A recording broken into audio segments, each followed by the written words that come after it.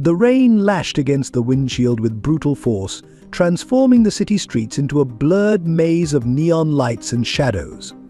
Thomas Bennett gripped his steering wheel tightly, his expensive suit doing little to ward off the bone-deep chill that had settled in his chest. His phone buzzed insistently, another crisis at the company demanding his immediate attention.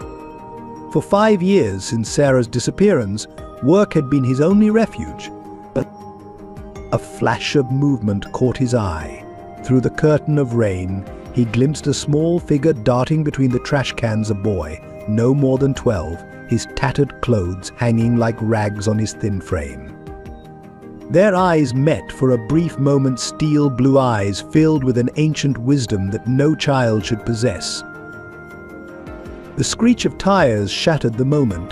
Thomas's head snapped up to see a truck hydroplaning directly toward him, its headlights burning through the rain like angry eyes. Time seemed to slow.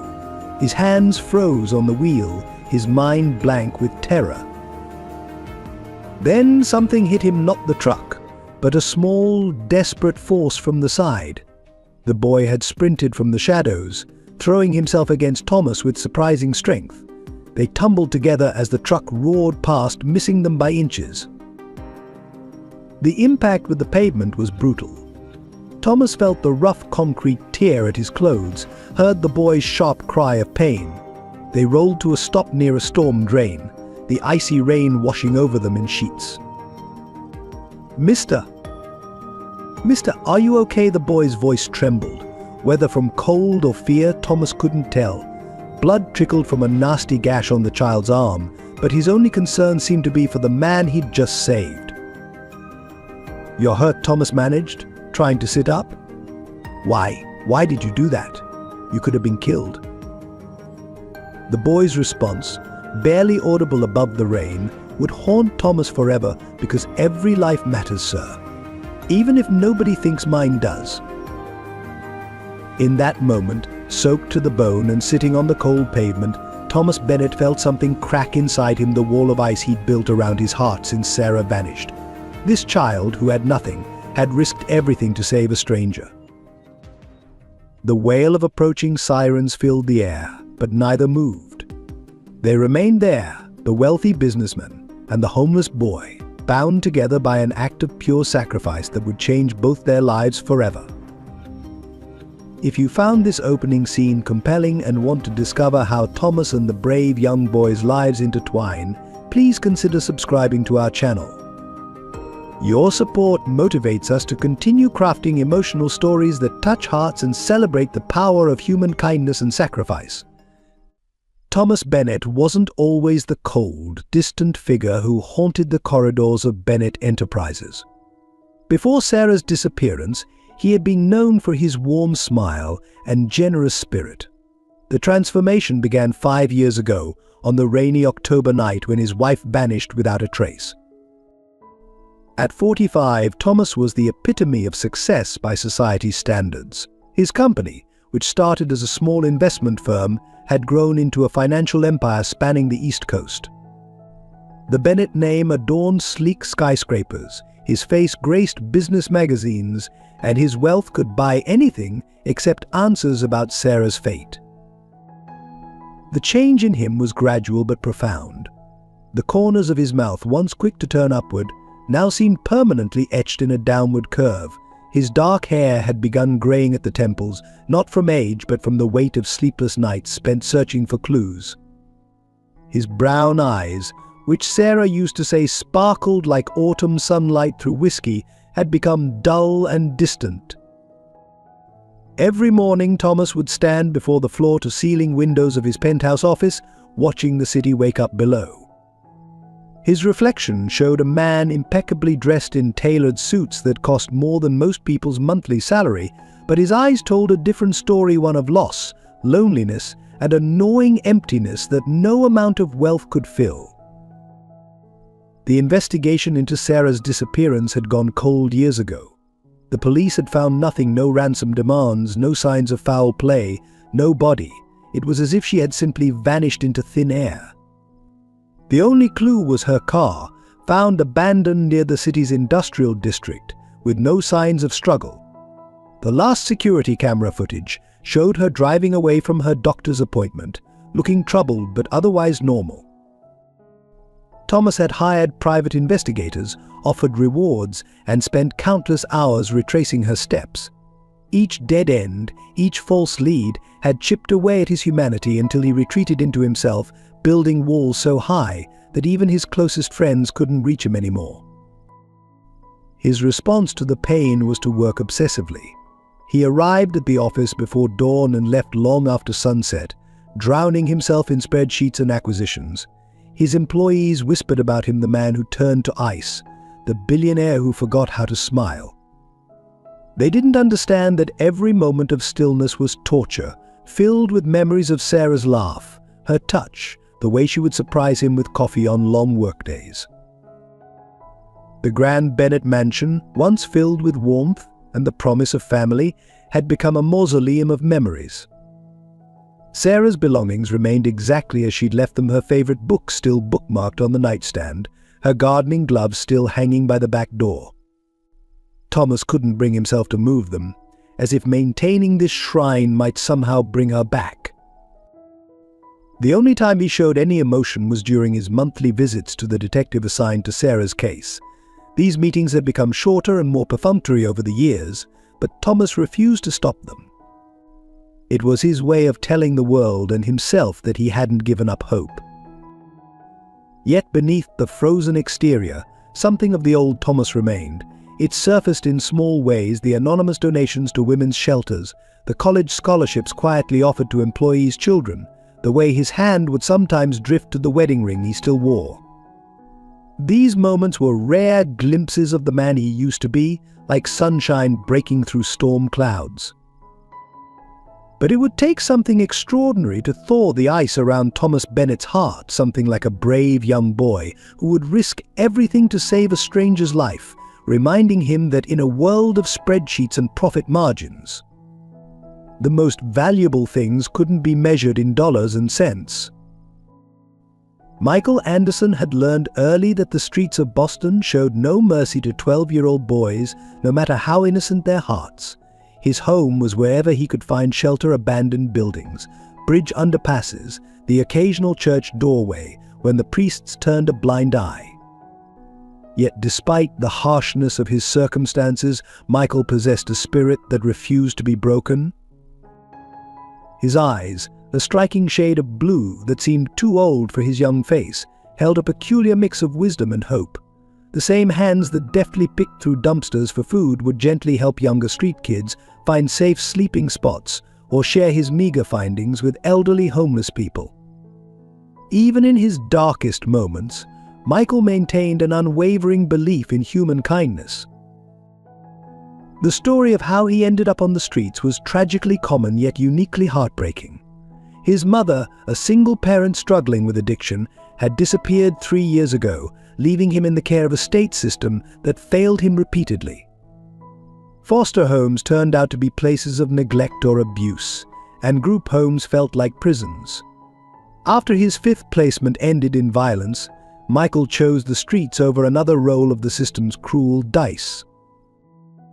He had developed an impressive set of survival skills. Michael knew which restaurants would leave edible leftovers, which security guards could be trusted, and which areas to avoid after dark.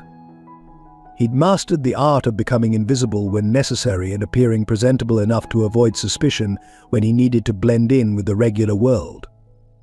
Education remained important to him, even without a school to attend.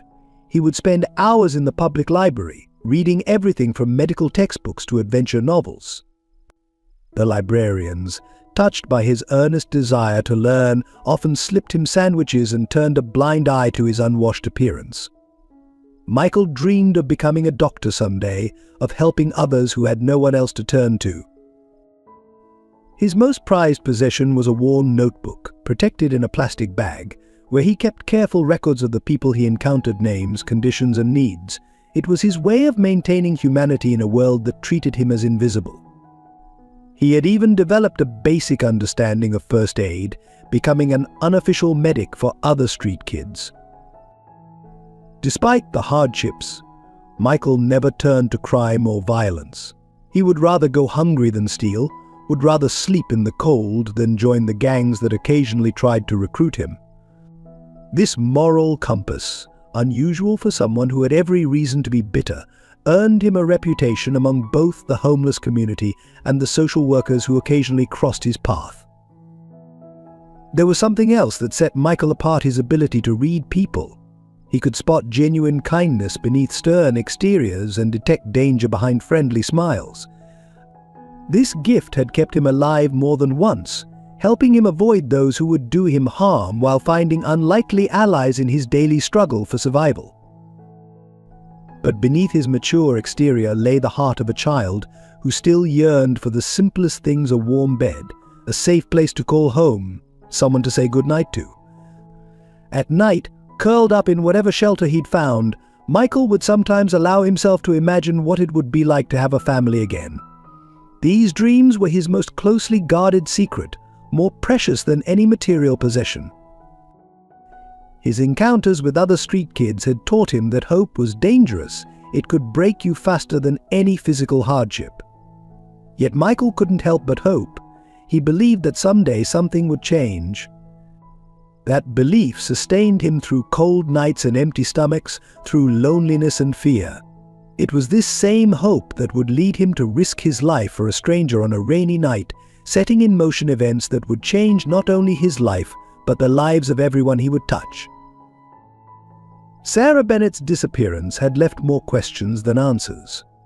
At 38, she had been a force of nature, a successful pediatrician, with a heart that seemed too big for one person. Her shoulder-length auburn hair and warm green eyes were fixtures at local charity events, where she championed causes for underprivileged children. The last photo taken of her showed a woman with a secret in her smile, as if she knew something wonderful that she couldn't yet share. James and Victoria Crawford embodied everything wrong with wealth without conscience. Their perfectly manicured existence in Boston's elite social circles masked darker intentions. James, with his silver-streaked hair and practiced charm, headed the Crawford Foundation, supposedly dedicated to child welfare. Victoria, perpetually adorned in designer suits and artificial smiles, served on countless charity boards. Their reputation for helping troubled children masked a history of suspicious adoptions and disappeared funds. Judge Richard Parker presided over family court with a reputation for being tough but fair. His 60 years had given him eyes that could see through deception and a heart that genuinely cared about the children whose fates he decided. His silver hair and weathered face spoke of decades spent weighing difficult decisions, and his small office was filled with letters from families he had helped unite. Detective Laura Martinez refused to let Sarah's case grow cold, even when department politics pushed for closure. Her dedication stemmed from something she'd noticed in the initial investigation: inconsistencies in the Crawfords' statements about their last meeting with Sarah. At 42, with 15 years on the force, Laura's instincts told her there was more to the story than a simple disappearance. Dr. Emily Watson ran the free clinic where Sarah had volunteered. Now in her 50s, she kept a secret that weighed heavily on her conscience: Sarah's last visit to the clinic, just days before she vanished. The test results she'd handed her friend that day might hold the key to understanding why Sarah disappeared. Father Michael O'Connor of St. Patrick's Church had been offering shelter to homeless children for 20 years. His silver hair and kind blue eyes made him a trusted figure among street kids. He knew Michael's story better than most and had tried multiple times to get him into proper care, only to be stonewalled by bureaucracy and the Crawfords' influence over local child services. The story also touched Maria Gonzalez, a nurse at Boston General who would become crucial in connecting the dots. She had been on duty the night Sarah disappeared and remembered something odd: a heated argument between Sarah and Victoria Crawford in the hospital parking lot. Robert Sullivan, Thomas's childhood friend and now his company's legal counsel, carried his own burden of guilt. He had seen the signs of Sarah's distress in the weeks before she vanished, but had dismissed them as stress from her work. His loyalty to Thomas would be tested as secrets began to surface.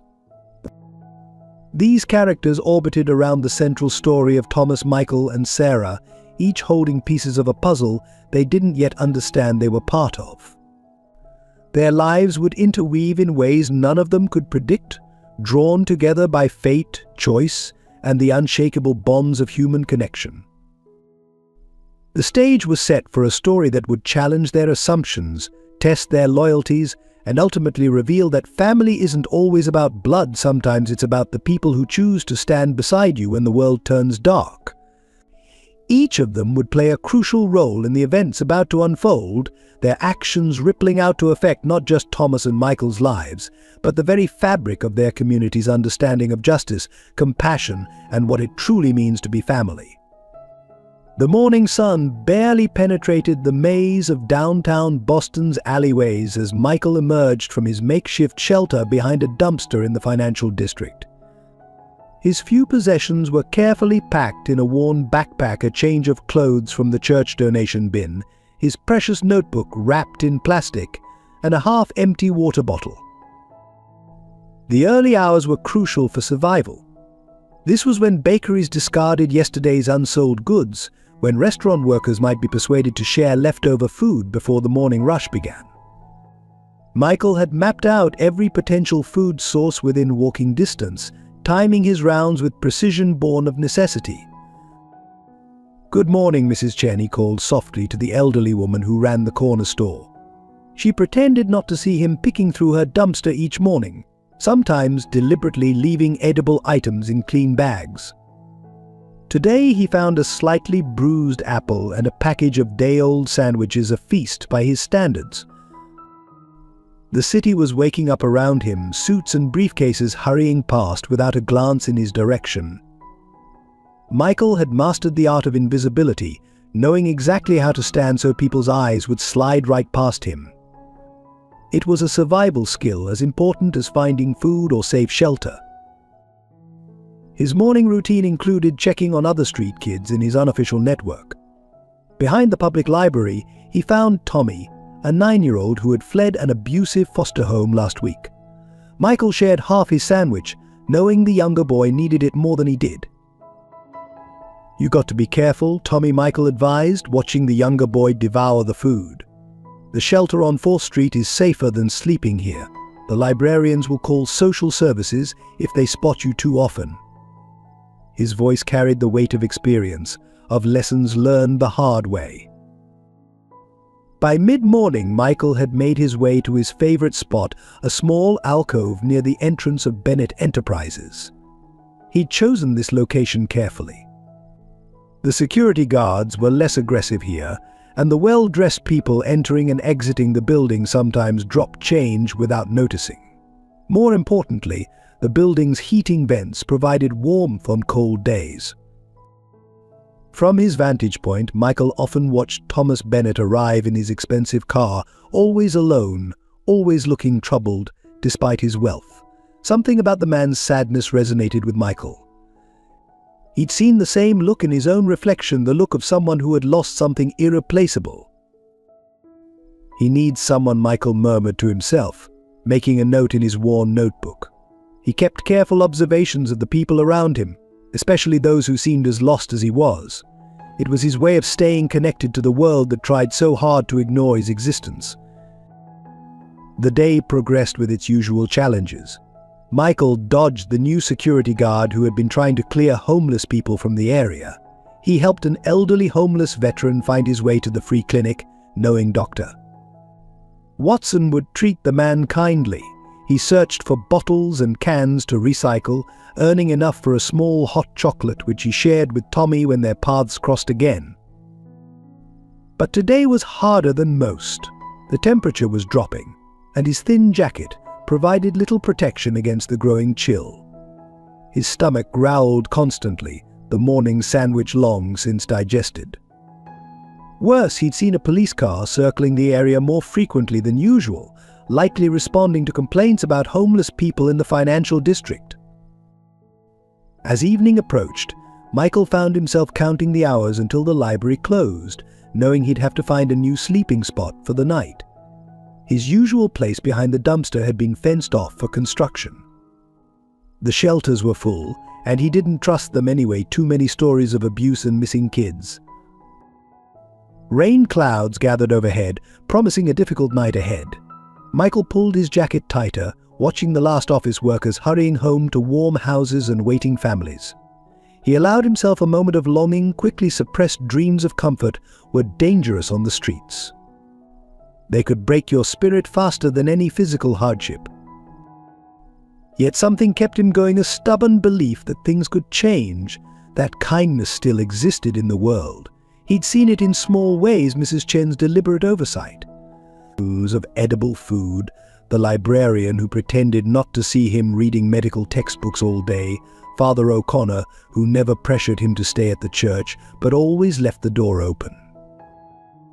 As the first raindrops began to fall, Michael didn't know that his life was about to change dramatically. He couldn't have guessed that his next act of kindness would shatter the invisible walls between his world and Thomas Bennett's, setting in motion events that would transform both their lives forever. Rain pounded the city streets with growing intensity as evening descended on Boston's financial district.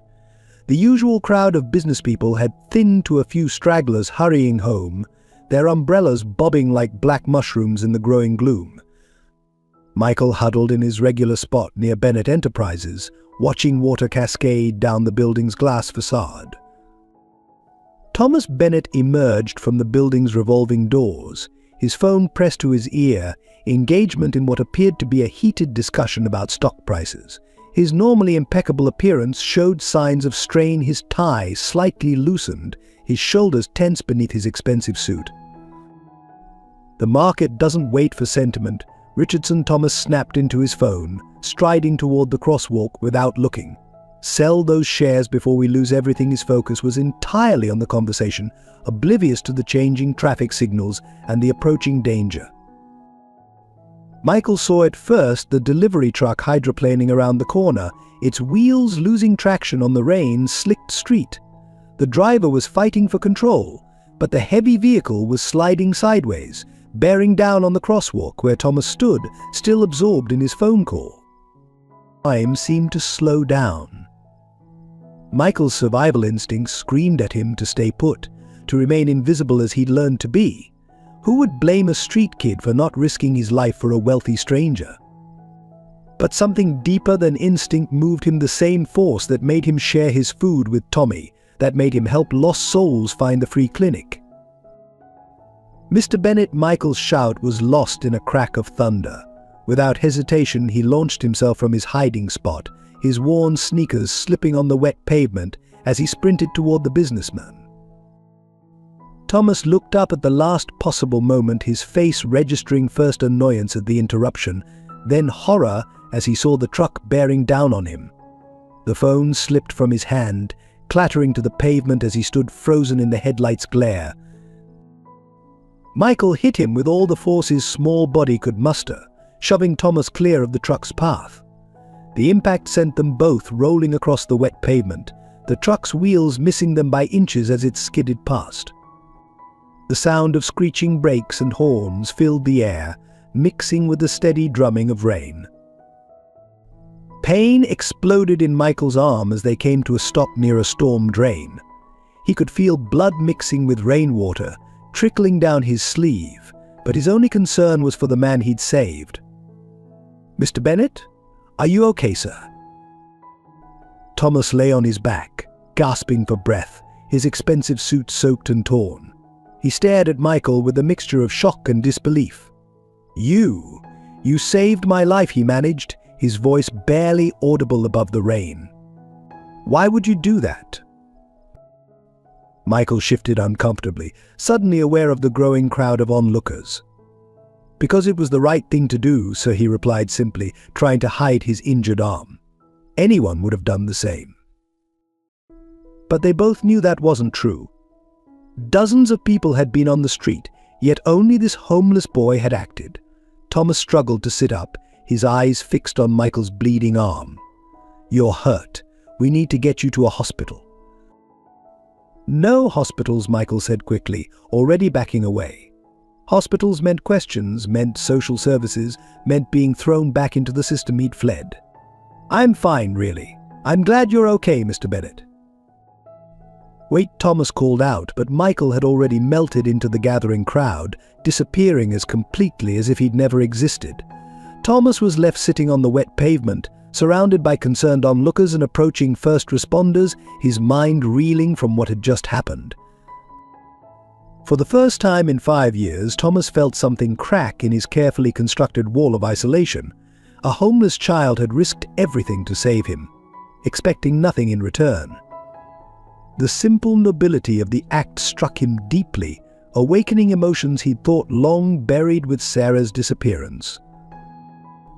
As paramedics helped him to his feet, Thomas couldn't shake the image of those striking blue eyes, so young yet so old, or the matter-of-fact way the boy had dismissed his own injury. Something about the child nagged at his memory, stirred feelings he'd tried to forget. Find him, he instructed his security team as they arrived on the scene. That boy needs help, and I owe him my life. The rain continued to fall, washing away traces of blood from the pavement, but Thomas Bennett's world had already begun to shift on its axis, though he didn't yet know how completely this encounter would change his life. 2 days after the accident, Thomas found Michael exactly where his security team said he would be, huddled in his usual spot near the building's heating vent. The boy looked smaller in daylight, his clothes still damp from the previous night's rain, his injured arm held carefully against his chest. "You're a hard person to find," Thomas said, approaching slowly to avoid startling him. "Though apparently you've been here all along," he held out a paper cup of hot chocolate, a peace offering of sorts. Michael tensed, ready to run, but the pain in his arm and the promise of warmth kept him in place. "I didn't expect you to look for me, Mr. Bennett," he said, cautiously accepting the cup. "Especially after you found out what I am." "And what exactly do you think you are?" Thomas asked, settling himself on the concrete beside Michael, his $1,000 suit gathering dust. "You're a street kid." "Nobody." Michael sipped the hot chocolate, savoring its warmth. "That's what everyone sees." "I see the person who saved my life," Thomas corrected firmly, "someone who risked everything for a stranger. That makes you very much somebody." He paused, studying the boy's profile. "Will you let me help you? There are excellent foster homes." No, Michael's response was immediate, fear flashing in his eyes. "I've been in the system." "I won't go back." His hands tightened around the cup, knuckles white with tension. Thomas recognized the look he'd seen it in his own mirror after Sarah disappeared, the look of someone who'd lost too much to risk losing anything else.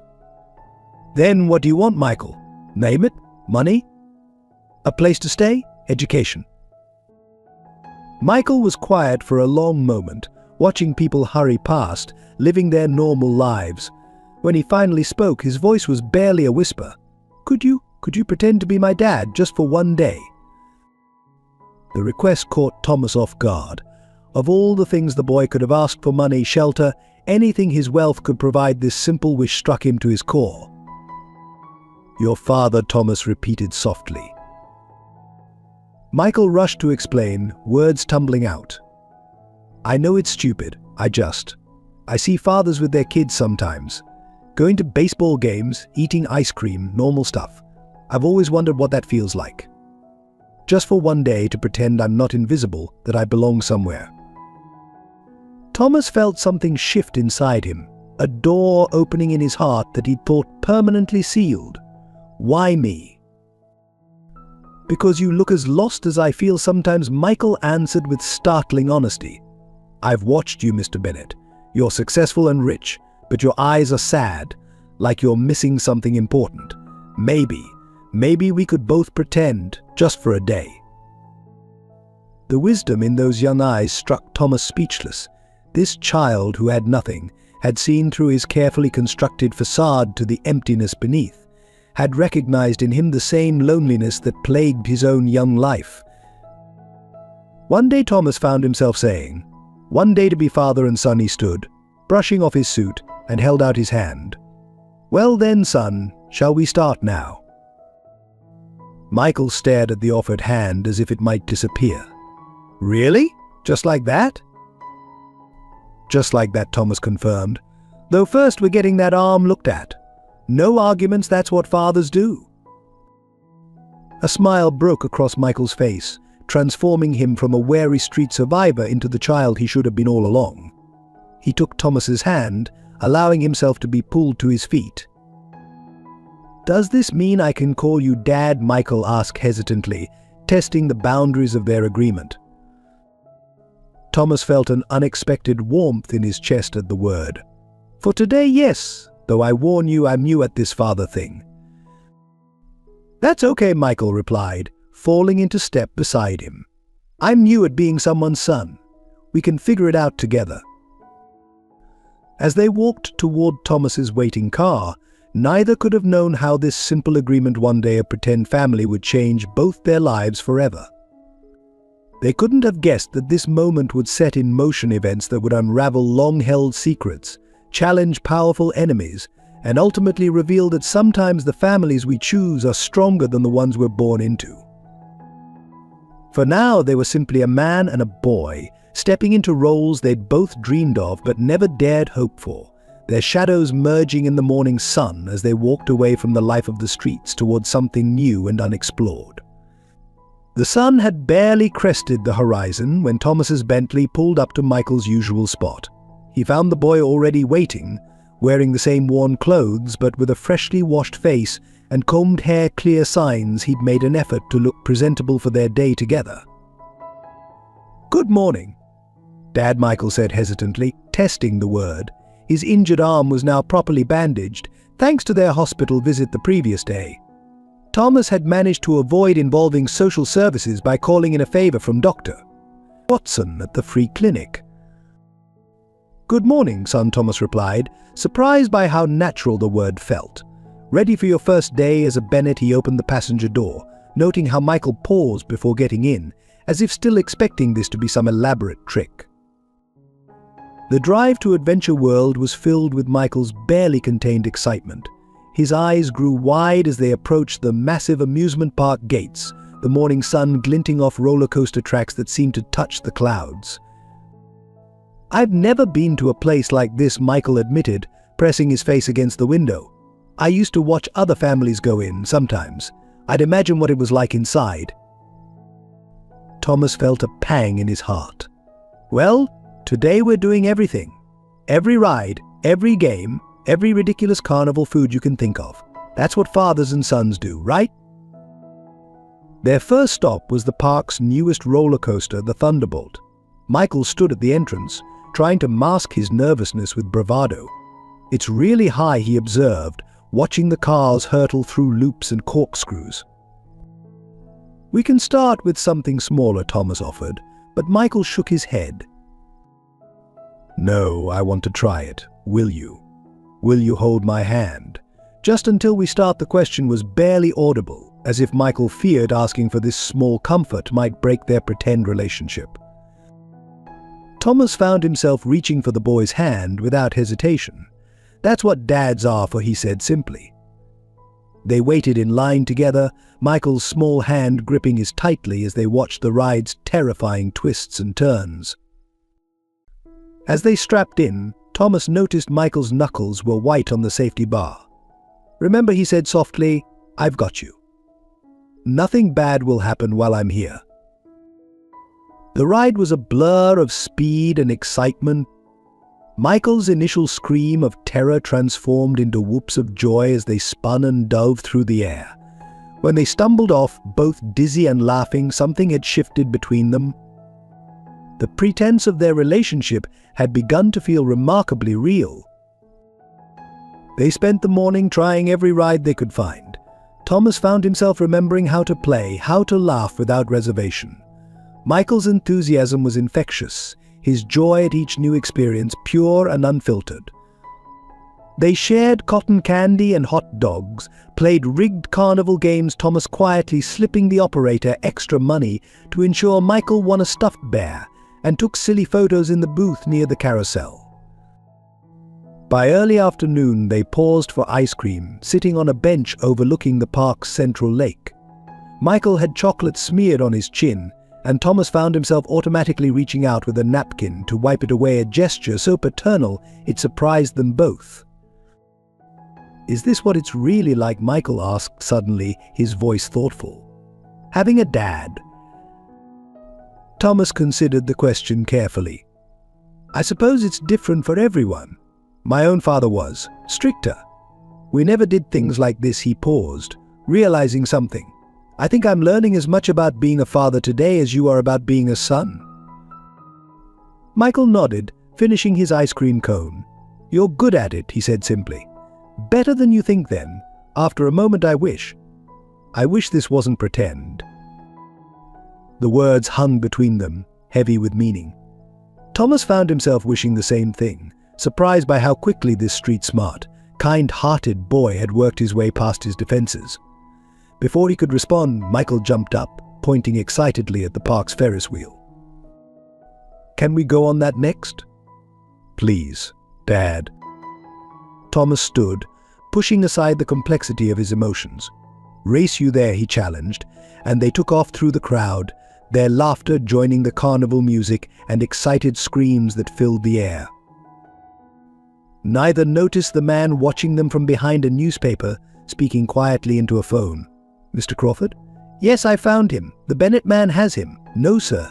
It doesn't look like a simple rescue anymore. There, bonding."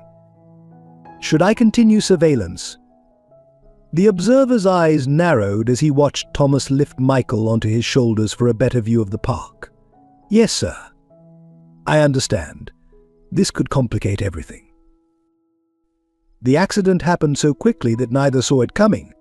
They were leaving the Ferris wheel, Michael walking backwards as he excitedly described the view from the top when his foot caught on an uneven patch of pavement. Thomas lunged forward, but he wasn't fast enough to prevent Michael from falling awkwardly, his already injured arm taking the brunt of the impact. The cry of pain that escaped Michael's lips sent ice through Thomas's veins. It wasn't just the sound of physical hurt, it was the fear that accompanied it, the kind of fear that comes from knowing that injury could mean death on the streets. Michael Thomas was on his knees beside the boy instantly, all pretense of their temporary relationship forgotten. "Let me see." "It's okay, son. Let me see." Michael tried to pull away, his survival instincts kicking in. "I'm fine, Mr. Bennett. Really. I should go." "Stop," Thomas commanded, his voice firm but gentle. "You're not running away, and you're not fine. We're getting this checked out properly." He carefully helped Michael to his feet, noticing how the boy swayed slightly, his face pale with pain. The park's first aid station confirmed what Thomas feared: the injury required hospital attention. Michael's previous wound had been aggravated, and there was swelling that worried the medic. Throughout the examination, Michael remained tense, his eyes darting between Thomas and the door. "No hospitals," Michael pleaded as they walked to the car. "They'll call social services. I'll lose everything: my freedom, my spots, my network. The other kids need me." Thomas helped him into the passenger seat, then knelt beside the open door. "Listen to me, Michael. I promise you, I swear to you, that I won't let anyone take you away. But you need medical care. Trust me, just for a little longer." Something in Thomas's eyes must have convinced him, because Michael nodded slightly. The drive to Boston General was tense, Michael clutching his arm and staring out the window, as if memorizing escape routes. In the emergency room, Thomas's wealth and influence smoothed their path, but it couldn't prevent the necessary questions. As they waited for X-rays, a nurse asked Michael to empty his pockets for the hospital gown. Among his meager possessions was something that made Thomas's heart stop: a silver locket, tarnished but familiar. "Where did you get that?" Thomas asked, his voice barely a whisper. Michael looked down at the locket, then back at Thomas. "A lady gave it to me, a few months ago when I was really hungry. She shared her food with me, let me sleep in her shelter for the night. She said it would protect me." With trembling fingers, Thomas reached for the locket. He knew what he would find inside before he opened it: the photograph he had taken himself 5 years ago, Sarah smiling at the camera, her eyes full of love and secrets. "This woman," Thomas said, fighting to keep his voice steady. "Did she tell you her name?" Michael shook his head. She seemed scared, like she was running from something. But she was kind. She said he hesitated, thinking back. She said one day everything would be okay, that she'd find her way back home. The room seemed to spin around Thomas. Sarah was alive. She had been on the streets, helping a homeless child even while hiding from. From what? From what? From whom? The questions multiplied in his mind, but before he could ask more, the doctor arrived with Michael's x-rays. "Mr. Bennett," the doctor said, glancing between Thomas and Michael, "could I speak with you privately about these results?" Thomas looked at Michael, who gripped the hospital bed sheets tightly, fear evident in his eyes. "Anything you need to say, you can say in front of my son," Thomas replied firmly, surprising both himself and Michael with the conviction in his voice. The doctor nodded, putting the x-rays up on the light board. "The arm shows signs of previous breaks that never healed properly. There's evidence of other old injuries as well. Mr. Bennett, given these findings and the patient's situation, I'm obligated to contact Child Services." Michael began to shake, panic evident in every line of his body. But before he could bolt, Thomas placed a steady hand on his shoulder. "That won't be necessary," Thomas said, his voice carrying the authority of a man used to being obeyed. "I'm taking full responsibility for Michael's care. My lawyers will be providing all necessary documentation." He squeezed Michael's shoulder gently. "No one is separating us. Not now." The determination in Thomas's voice wasn't just about protecting Michael anymore. Sarah's locket had changed everything. Somehow this boy was the key to finding his missing wife, and Thomas Bennett was not about to let him slip away. In the quiet of the hospital room that evening, Michael slept fitfully, his arm now properly cast and pain medication flowing through his IV. Thomas sat beside him, the silver locket open in his hands, his mind racing with possibilities. "Mr. Bennett," Michael's voice was groggy as he stirred. "You're still here?" "Of course I am." Thomas moved closer, tucking the blanket around Michael's shoulders. "I told you, I'm not leaving." Michael's eyes focused on the locket. "I should have told you about her sooner, the lady. She reminded me of someone kind, someone lost like me." Thomas took a deep breath. "Michael, I need you to tell me everything you remember about her, every detail, no matter how small. She's my wife, Sarah. She disappeared 5 years ago." Michael's eyes widened with recognition. "That's why you look so sad sometimes. You lost her, like I lost my mom." He shifted in the bed, wincing slightly. "She found me behind the grocery store on Mason Street. It was really cold that night." Thomas leaned forward, hanging on every word. "What happened?" "She shared her sandwich with me. Said she couldn't bear to see a child go hungry." Michael's voice grew soft with memory. "Her clothes were old, but you could tell she used to wear nice things. She kept looking over her shoulder like she was scared of something." "Was she hurt? Did she say why she was on the streets?" Michael shook his head. "She didn't talk much about herself, but he hesitated. She cried one night. She thought I was asleep, but I heard her say something about protecting someone, about how they would never find out." Thomas felt his heart race. "Find out what?" "I don't know, but she kept touching her stomach," like Michael's eyes suddenly lit with understanding. "Like my mom did when she was going to have a baby." The revelation hit Thomas like a physical blow. Sarah had been pregnant. His missing wife had been carrying their child while living on the streets. But why? What could have driven her to such desperate measures? "There's more," Michael said hesitantly. "The night she gave me the locket, she said something strange. She said, if you ever meet a man named Thomas Bennett, show him this. He'll understand." Thomas stood abruptly, pacing the small room. "She knew we'd meet. Somehow she knew you'd find me." "Is that why you want to help me?" Michael's voice was small, uncertain. "Just because I knew her?"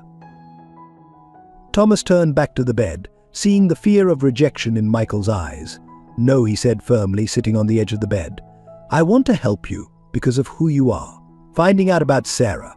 That's important, yes, but it doesn't change what's happened between us today." Michael studied Thomas's face, looking for any sign of deception. "Promise." "Promise." Thomas squeezed his good hand. "But Michael, I need your help. We need to find her. She's out there somewhere, probably still in danger with our baby." A noise at the door made them both look up. A nurse stood there, accompanied by a stern-looking woman in a business suit. "Mr. Bennett," the woman said, "I'm Claire Matthews from Child Protective Services. We need to discuss Michael's situation." Michael's hand tightened on Thomas's in panic, but Thomas stood calmly, positioning himself between the bed and the door. "Actually," he said, his voice carrying the weight of certainty, "you need to discuss it with my lawyers. I'm filing for emergency temporary guardianship of Michael. He's not going anywhere." The social worker frowned. "Mr. Bennett, there are procedures." "And we'll follow them all," Thomas interrupted. "But Michael stays with me. He's not just a homeless child anymore.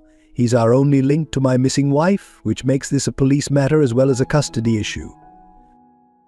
Claire Matthews looked between Thomas and Michael, noting their clasped hands, the protective stance Thomas had taken.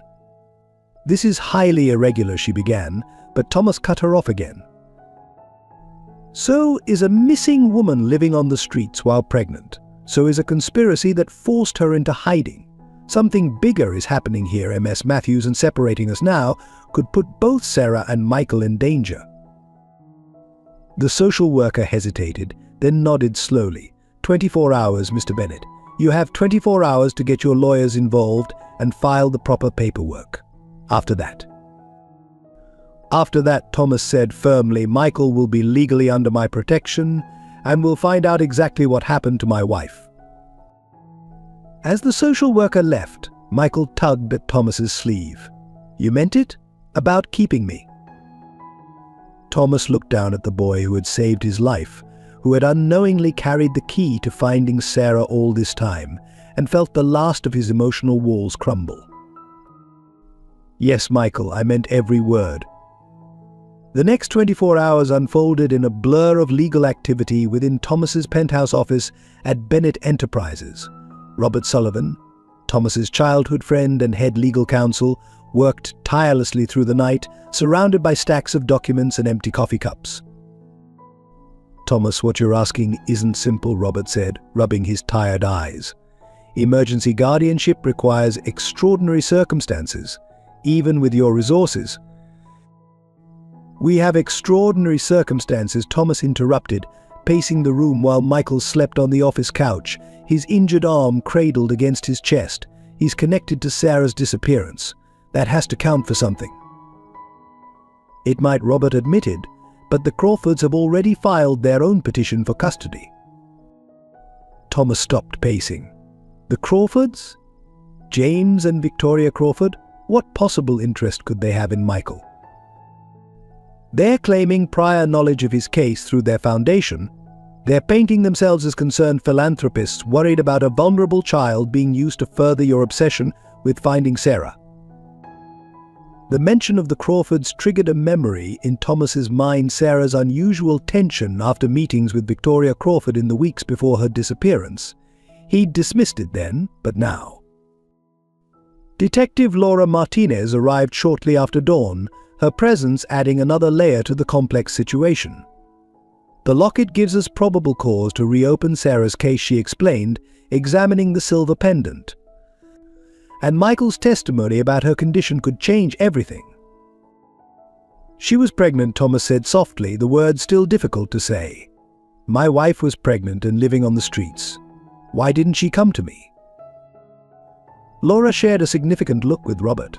"We've been doing some digging into the Crawford Foundation. There are irregularities, missing funds, children placed in homes without proper documentation, reports of intimidation." Michael stirred on the couch, blinking awake. His eyes immediately sought Thomas, relaxing only when he confirmed his presence.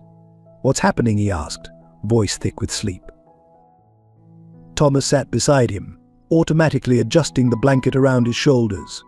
"We're fighting for you, son, but it's complicated." "Because of Mrs. Crawford?" Michael asked, surprising them all. "She's the one the pretty lady was afraid of. I remember now, I saw them arguing once, near the shelter. Mrs. Crawford was saying something about keeping quiet and doing what's best for everyone." Laura's notepad came out instantly. "When was this, Michael? Can you remember exactly what you heard?" But before Michael could answer, the office door burst open. Victoria Crawford swept in, elegant in designer clothes, her husband James following close behind. Their lawyer, a sharp-faced man named Harrison Wells, completed the invasion. "This is completely inappropriate," Wells announced, questioning a minor without proper representation or child services present. "My son Thomas cut in, his hand protective on Michael's shoulder, is not being questioned. He's helping find his mother." Victoria's perfectly composed face showed a flicker of something. "Fear, anger?" his mother, she said smoothly. "Thomas, dear, you can't seriously believe this street urchin has any connection to Sarah. You're letting your guilt over her disappearance cloud your judgment." Michael pressed closer to Thomas, but his voice was steady when he spoke. "I remember you. You were yelling at the pretty lady at Mrs. Bennet. You said if she didn't disappear, you'd make sure it never saw the light of day." The room went deadly quiet. Victoria's polished veneer cracked slightly. James Crawford stepped forward, his charm firmly in place. The boy is clearly confused, traumatized by life on the streets. He needs professional help, structured care. "He needs his family," Thomas growled. "Both the one he lost and the one he's found." Robert cleared his throat. "If you're here to contest the emergency guardianship petition, you should know we're filing additional motions. Given Michael's testimony about Sarah, separating him from Thomas could be seen as interfering with an active police investigation." Victoria's eyes narrowed. "You're making a mistake, Thomas. Some things are better left in the past. Some secrets are about to come to light," Laura interrupted, holding up her phone. "The warrant just came through. We'll be searching the Crawford Foundation offices within the hour. All files, all records, particularly anything related to Sarah Bennet or pregnant women placed in special care over the last 5 years." The change in Victoria Crawford was immediate and chilling. Her sophisticated mask fell away, revealing something hard and desperate beneath. "You have no idea what you're dealing with," she hissed. "Do you think you're the only one with influence, Thomas? With power?" "No," Thomas replied calmly, standing to his full height. "But I'm the one with the truth on my side, and I will not stop until I understand exactly what happened to my wife and why you're so desperate to keep Michael away from me." James Crawford took his wife's arm. "Victoria, we're leaving." Mr. Wells handled this. He practically dragged her toward the door, but she turned back for one last shot. "That boy will never be yours, Thomas. And if you keep pushing, you might find that losing Sarah was only the beginning of what you can lose." After they left, Michael looked up at Thomas, his young face serious. "They're going to try to take me away, aren't they?" Thomas knelt in front of him, taking his good hand. "Listen to me carefully, Michael. Whatever happens in the next few days, whatever they try, I will not let you go. We're going to find Sarah. We're going to understand what happened. And we're going to be a family. I promise you that." Laura and Robert exchanged glances. They knew, even if Thomas didn't want to admit it, that the Crawfords were powerful enemies to make. The legal battle ahead would be brutal, and there was clearly more to Sarah's disappearance than anyone had imagined. But watching Thomas with Michael, seeing the natural way they gravitated toward each other, the instinctive trust and care between them, both silently agreed some fights were worth any cost. This was one of them. The Crawford Foundation's offices occupied the entire top floor of a gleaming downtown high-rise, all glass and chrome and carefully cultivated respectability.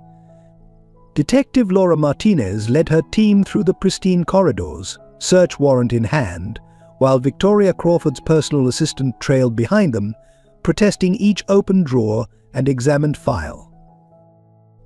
"This is harassment," the assistant declared as Laura broke the lock on Victoria's private filing cabinet. "Mrs. Crawford has dedicated her life to helping troubled children." Laura ignored her, focusing on the documents emerging from the cabinet's depths. Beneath tax records and charity ball invitations, she found something that made her breath catch: a file labeled Project Legacy, its contents heavily redacted. "Get forensics in here," she ordered. "I want every deleted word recovered." Every document analyzed. Her phone buzzed a text from Thomas. Michael remembered more. Sarah was wearing a hospital bracelet when he met her. Not from Boston General. Meanwhile, across town, Robert Sullivan was deep in his own investigation.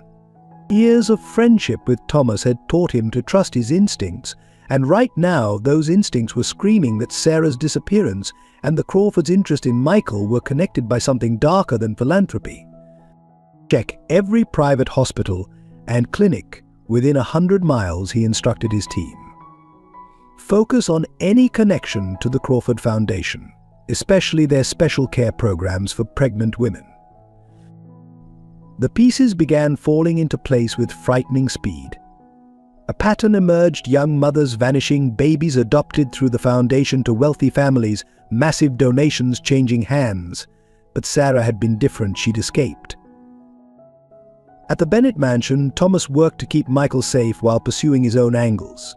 He'd installed state-of-the-art security systems and hired additional guards, all too aware of Victoria Crawford's veiled threats.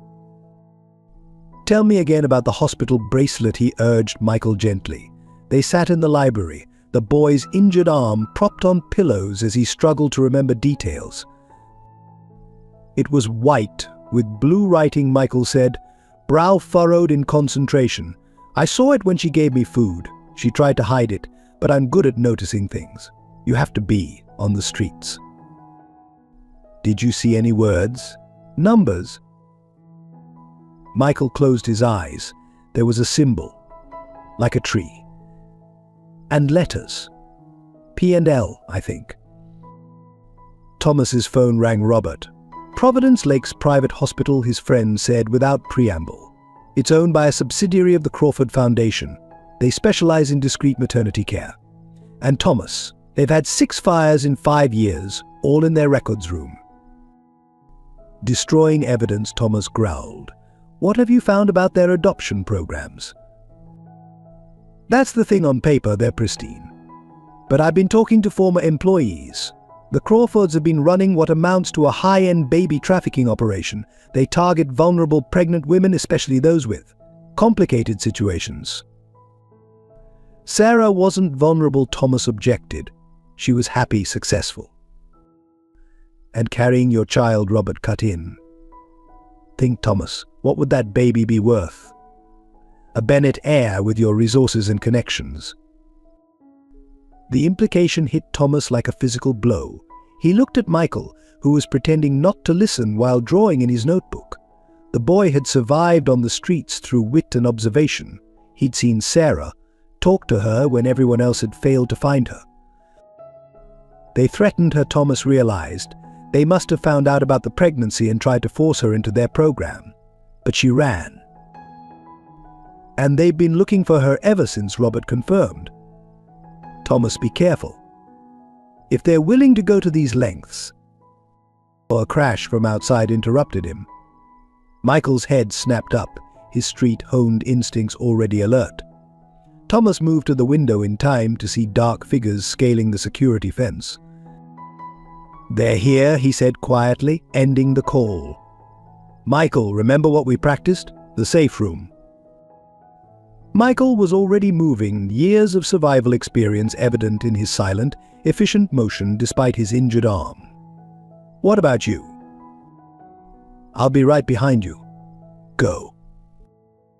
As Michael disappeared behind a hidden panel, Thomas activated the mansion's security protocols.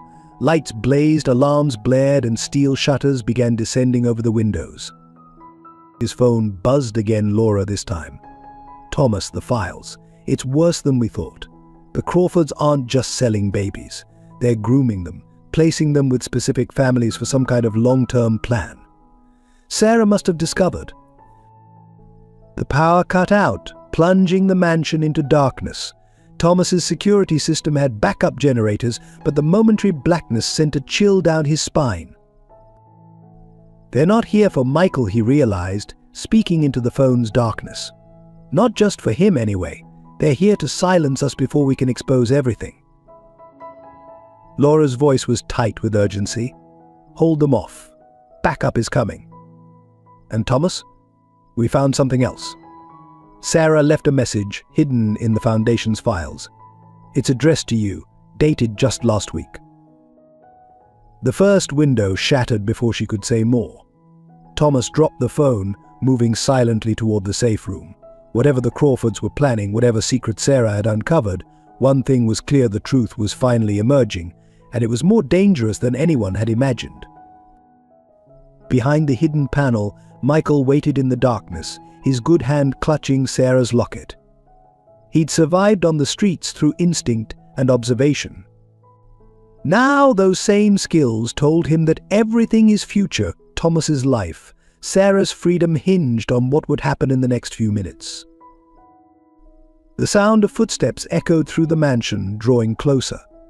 The game of secrets and lies was about to end, one way or another.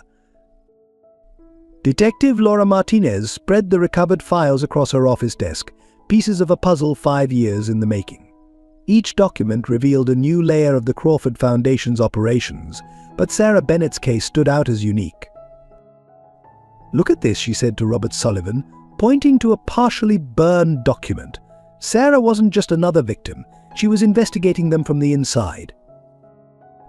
The paper detailed Sarah's visits to Providence Lakes Hospital in the months before her disappearance, not as a patient, but as a volunteer physician. Her signature appeared on dozens of medical charts, all belonging to pregnant women who later vanished from the system. She was gathering evidence, Robert realized, scanning the dates. These visits increased right before she disappeared. And look, she was accessing their financial records too. Laura nodded grimly. The Crawfords weren't just running an adoption scheme. They were selecting specific genetic profiles, matching mothers to predetermined buyers. Sarah must have discovered their eugenics program. The evidence was damning. Detailed genetic testing, carefully arranged matches, enormous sums changing hands. But it was a handwritten note in Sarah's familiar script that made their blood run cold. They're building something. Not just families and empire. God help us all if they succeed. At that moment, Dr. Emily Watson arrived, clutching a worn medical file. "I should have come forward sooner," she said, her voice heavy with guilt. "Sarah came to me the day before she disappeared. She wasn't just pregnant, she was carrying twins." The revelation hit like a thunderbolt. Laura grabbed her phone, dialing Thomas's number. When it went straight to voicemail, she cursed. The Crawfords must have known. Twins with the Bennett genetic profile? They would have been the crown jewels of their program. "There's more," Emily continued. "Sarah left something with me. She said if anything happened to her, I should wait 5 years, then give it to Thomas." She pulled out a sealed envelope, yellowed with age. Robert took the envelope with trembling hands. Inside was a single photograph and a USB drive. The photo showed Sarah, obviously pregnant, standing in front of a familiar building. "That's the old St. Agnes orphanage," he said. "It closed years ago." "Not closed," Laura corrected, pulling up records on her computer. "Purchased by a shell company linked to the Crawford Foundation. They converted it into a special care facility." Emily leaned forward, studying the photo. The date stamp. This was taken 3 months after she disappeared. She was still alive, still pregnant. Laura was already mobilizing her team. St. Agnes is where they're keeping her. It has to be. But why would Sarah wait 5 years to reveal this? The answer came from the USB drive. Robert plugged it into Laura's secure computer, and Sarah's voice filled the room, a recording made 5 years ago. "Thomas, my love. If you're hearing this, I'm still alive, but in terrible danger. The Crawfords project is bigger than illegal adoptions. They're creating a network of influenced children placed in positions of power. Our babies, yes, babies. Where having twins would have been their masterpiece. Bennett genes, your connections, all under their control. I couldn't let that happen. The recording continued, Sarah's voice growing stronger. I've spent years gathering evidence, building a case they can't escape. But I needed time for the children they've placed to grow older, to be beyond their reach when this breaks. Time for the right person to find you, to help you understand. Watch for a boy with blue eyes and a heart of gold. He'll lead you to me. Laura was already reaching for her radio. All units converge on St. Agnes. Full tactical response. Possible hostage situation. Robert stared at the photo, at Sarah's determined expression. She planned this. All of it. Even Michael. Not Michael, Emily interjected. That was fate. Sarah couldn't have known he'd saved Thomas's life. But she knew someone would come, someone who could break through Thomas's walls and help him see the truth. The office erupted into activity as Laura's team prepared for the raid. But amidst the chaos, Robert's phone buzzed with a text from Thomas's security system perimeter breach at Bennett Mansion. Multiple intruders. They know, Laura realized. They know we've figured it out. They're moving on Thomas and Michael while we focus on St. Agnes. Emily clutched Sarah's file to her chest. What do we do? Split our forces. Laura's expression hardened. No, that's what they want. Thomas can handle himself for a few minutes. We hit St. Agnes with everything we have. The Crawfords themselves will be there. They'll want to move Sarah before we can reach her. How can you be sure? Robert asked. Because that's where the evidence is. 5 years of their operation, all the records Sarah collected. They'll try to destroy everything. Laura checked her weapon. And because Sarah's message mentioned twins, but Michael only ever saw her with one baby. The implications hung heavy in the air. Somewhere in that converted orphanage, Sarah Bennett was still holding on to secrets and possibly to one of her children. The next few hours would determine not just her fate, but the future of countless families touched by the Crawfords' twisted vision. As Laura's team moved out, Robert made one last call to the backup security team he'd stationed near the Bennett Mansion. Thomas and Michael are the bait, he said grimly. The Crawfords want us divided. Don't let them succeed. The pieces were finally in place. 5 years of patience, planning, and pain were about to culminate in one night of revelation and reckoning. Sarah's gambit, her sacrifice to protect not just her own children, but all the children caught in the Crawfords' web, was approaching its endgame. The safe room in the Bennett Mansion was designed to be impenetrable, but Michael knew better than anyone that no fortress was truly unbreakable.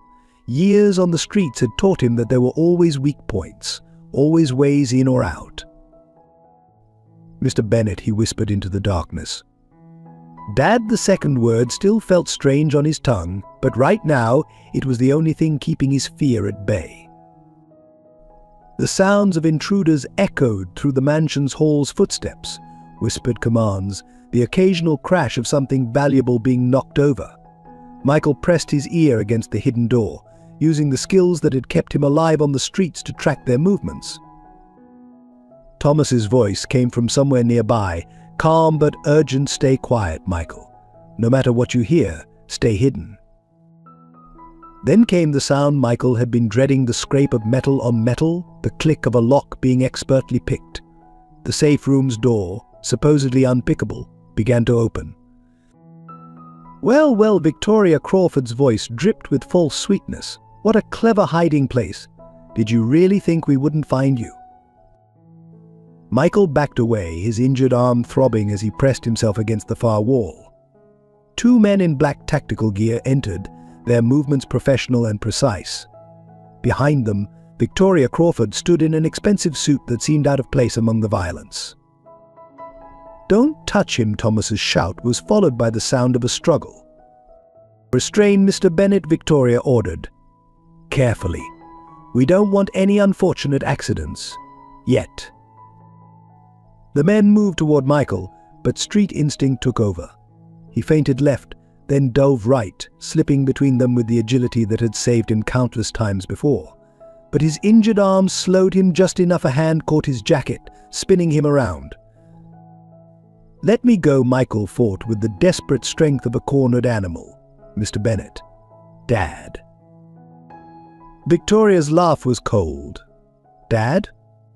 Oh, you poor, deluded child. Did you really think he could be your father? That you could trade the streets for a mansion just by saving his life? He's more of a father than you've ever been to any of the children you've stolen." Michael spat back, surprising everyone with his defiance. Victoria's face hardened. "Stolen? We give children better lives. We place them where they can serve a greater purpose, just like your friend Sarah's babies will." Michael went still. "You know where she is?" "Of course we do. We've always known. Just like we've known about you, watching our operation, seeing things you shouldn't. Did you think it was coincidence that you were there to save Thomas?" The revelation hit Michael like a physical blow. You were watching me. For months. Ever since Sarah made the mistake of trusting you, we knew you'd lead us to her eventually. And now you have through Thomas. It's all worked out perfectly. Thomas's voice rang out, fierce with protective rage. "If you hurt him." "Hurt him," Victoria smiled. "Mr. Bennett, we're going to give him exactly what he wants, a family. Just not yours." She nodded to her men. One of them produced a syringe, its contents gleaming in the dim light. "No!" both Thomas and Michael shouted at once. Michael fought harder, but adult strength won out. The needle stung, and warmth began spreading through his veins. His last conscious sight was Thomas breaking free from his captors, reaching for him with desperate hands. "Dad," he mumbled as darkness took him. "Find Sarah." When Michael awoke, he was in a sterile room that smelled of antiseptic. Through the haze of sedation, he heard voices arguing outside his door. "Can't keep him here. He's not part of the program," a man's voice, James Crawford. "He knows too much," Victoria replied. "About Sarah, about the operation. Besides, think of the symmetry. The street rat who tried to steal a family will help us control the man trying to expose us. And Thomas will do exactly what we want if he ever wants to see the boy alive again. And by the time he realizes the truth about Sarah's other child, it will be too late." Michael fought the drugs, forcing his mind to focus. Other child? The twins Dr. Watson had mentioned? He had to stay alert, had to remember everything he heard. Thomas would come for him, his father would come for him. And when he did, Michael would be ready. In the mansion's ruined safe room, Thomas Bennett stood among scattered papers and broken equipment, his hands clenched into fists. Detective Martinez and her team had arrived too late. The Crawfords and their men were gone, taking Michael with them. "We'll find him," Laura promised, but Thomas barely heard her. His eyes were fixed on something the kidnappers had dropped in the struggle: a hospital ID badge from Providence Lake's private hospital. The same hospital where Sarah had disappeared, where she had uncovered the Crawfords' horrific breeding program. "They took my son," Thomas said, his voice deadly quiet. "They took my boy to force my cooperation, just like they took my wife to steal my children." Laura touched his arm. "Thomas, there's more. The raid on St. Agnes Sarah left another message. The Crawfords didn't just want your genes for their program. They wanted your pain. They've been orchestrating this for years, pushing you to the breaking point." "Why?" "Because broken men are controllable. They wanted you desperate enough to do anything to get your family back, including signing over control of Bennett Enterprises to their shell companies." Thomas straightened, a dangerous light in his eyes. "Then they don't know me very well. They think they've broken me? They've just removed the last reason I had to play by the rules." He picked up Sarah's locket from where it had fallen in the struggle, running his thumb over its tarnished surface. "Call Robert. Call every contact we have. I want the full resources of Bennett Enterprises focused on one goal: burning the Crawfords' empire to the ground and finding my family. Laura nodded grimly. What about their blackmail? The evidence they claim to have? Let them release it. Let them try to destroy my reputation. None of it matters anymore. Thomas's voice was iron. They took my son. They're holding my wife. Somewhere out there I have another child I've never met. The time for caution is over. The detective recognized the look in his eyes. It was the same look she'd seen in Michael during the kidnapping, fighting against grown men to protect his new father. Like father, like son, neither of them knew how to give up on family. The hunt was on, and the Crawfords were about to learn a harsh lesson. They hadn't broken Thomas Bennett. They'd unchained him. St. Agnes Orphanage loomed against the night sky, its Gothic architecture a dark monument to secrets and suffering. Detective Laura Martinez led her tactical team through the shadows, their movements silent and precise. Years of investigating the Crawfords had led to this moment. Inside, Sarah Bennett sat in a locked room, her hand protectively cradling her swollen belly. 5 years of captivity had taken their toll, but her eyes remained sharp, alert. She'd heard the commotion downstairs, Victoria Crawford's panicked orders, the sound of files being shredded, computers being wiped. "They're coming," she whispered to her unborn child. "Just like I planned. Just hold on a little longer." The door burst open. James Crawford stood there, his usual polished demeanor cracking. "Move her," he barked to the guards. "Now, take the tunnel to the backup facility."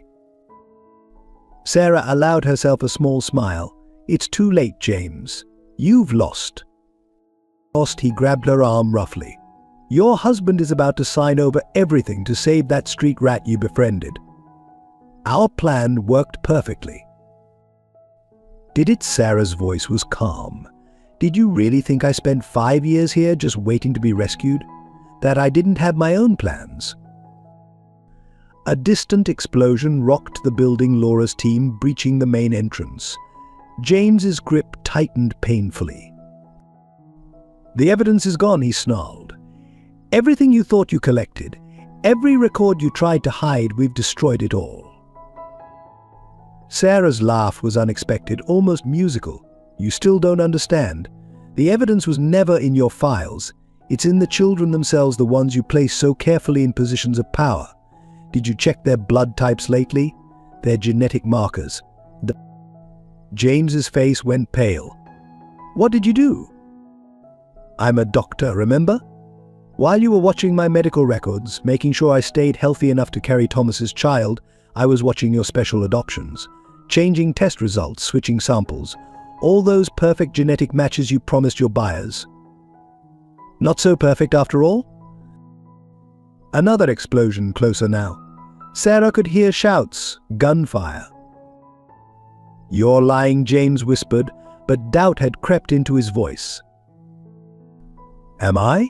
Check the records, the real ones, not the ones you faked. Half your designer babies aren't what you promised.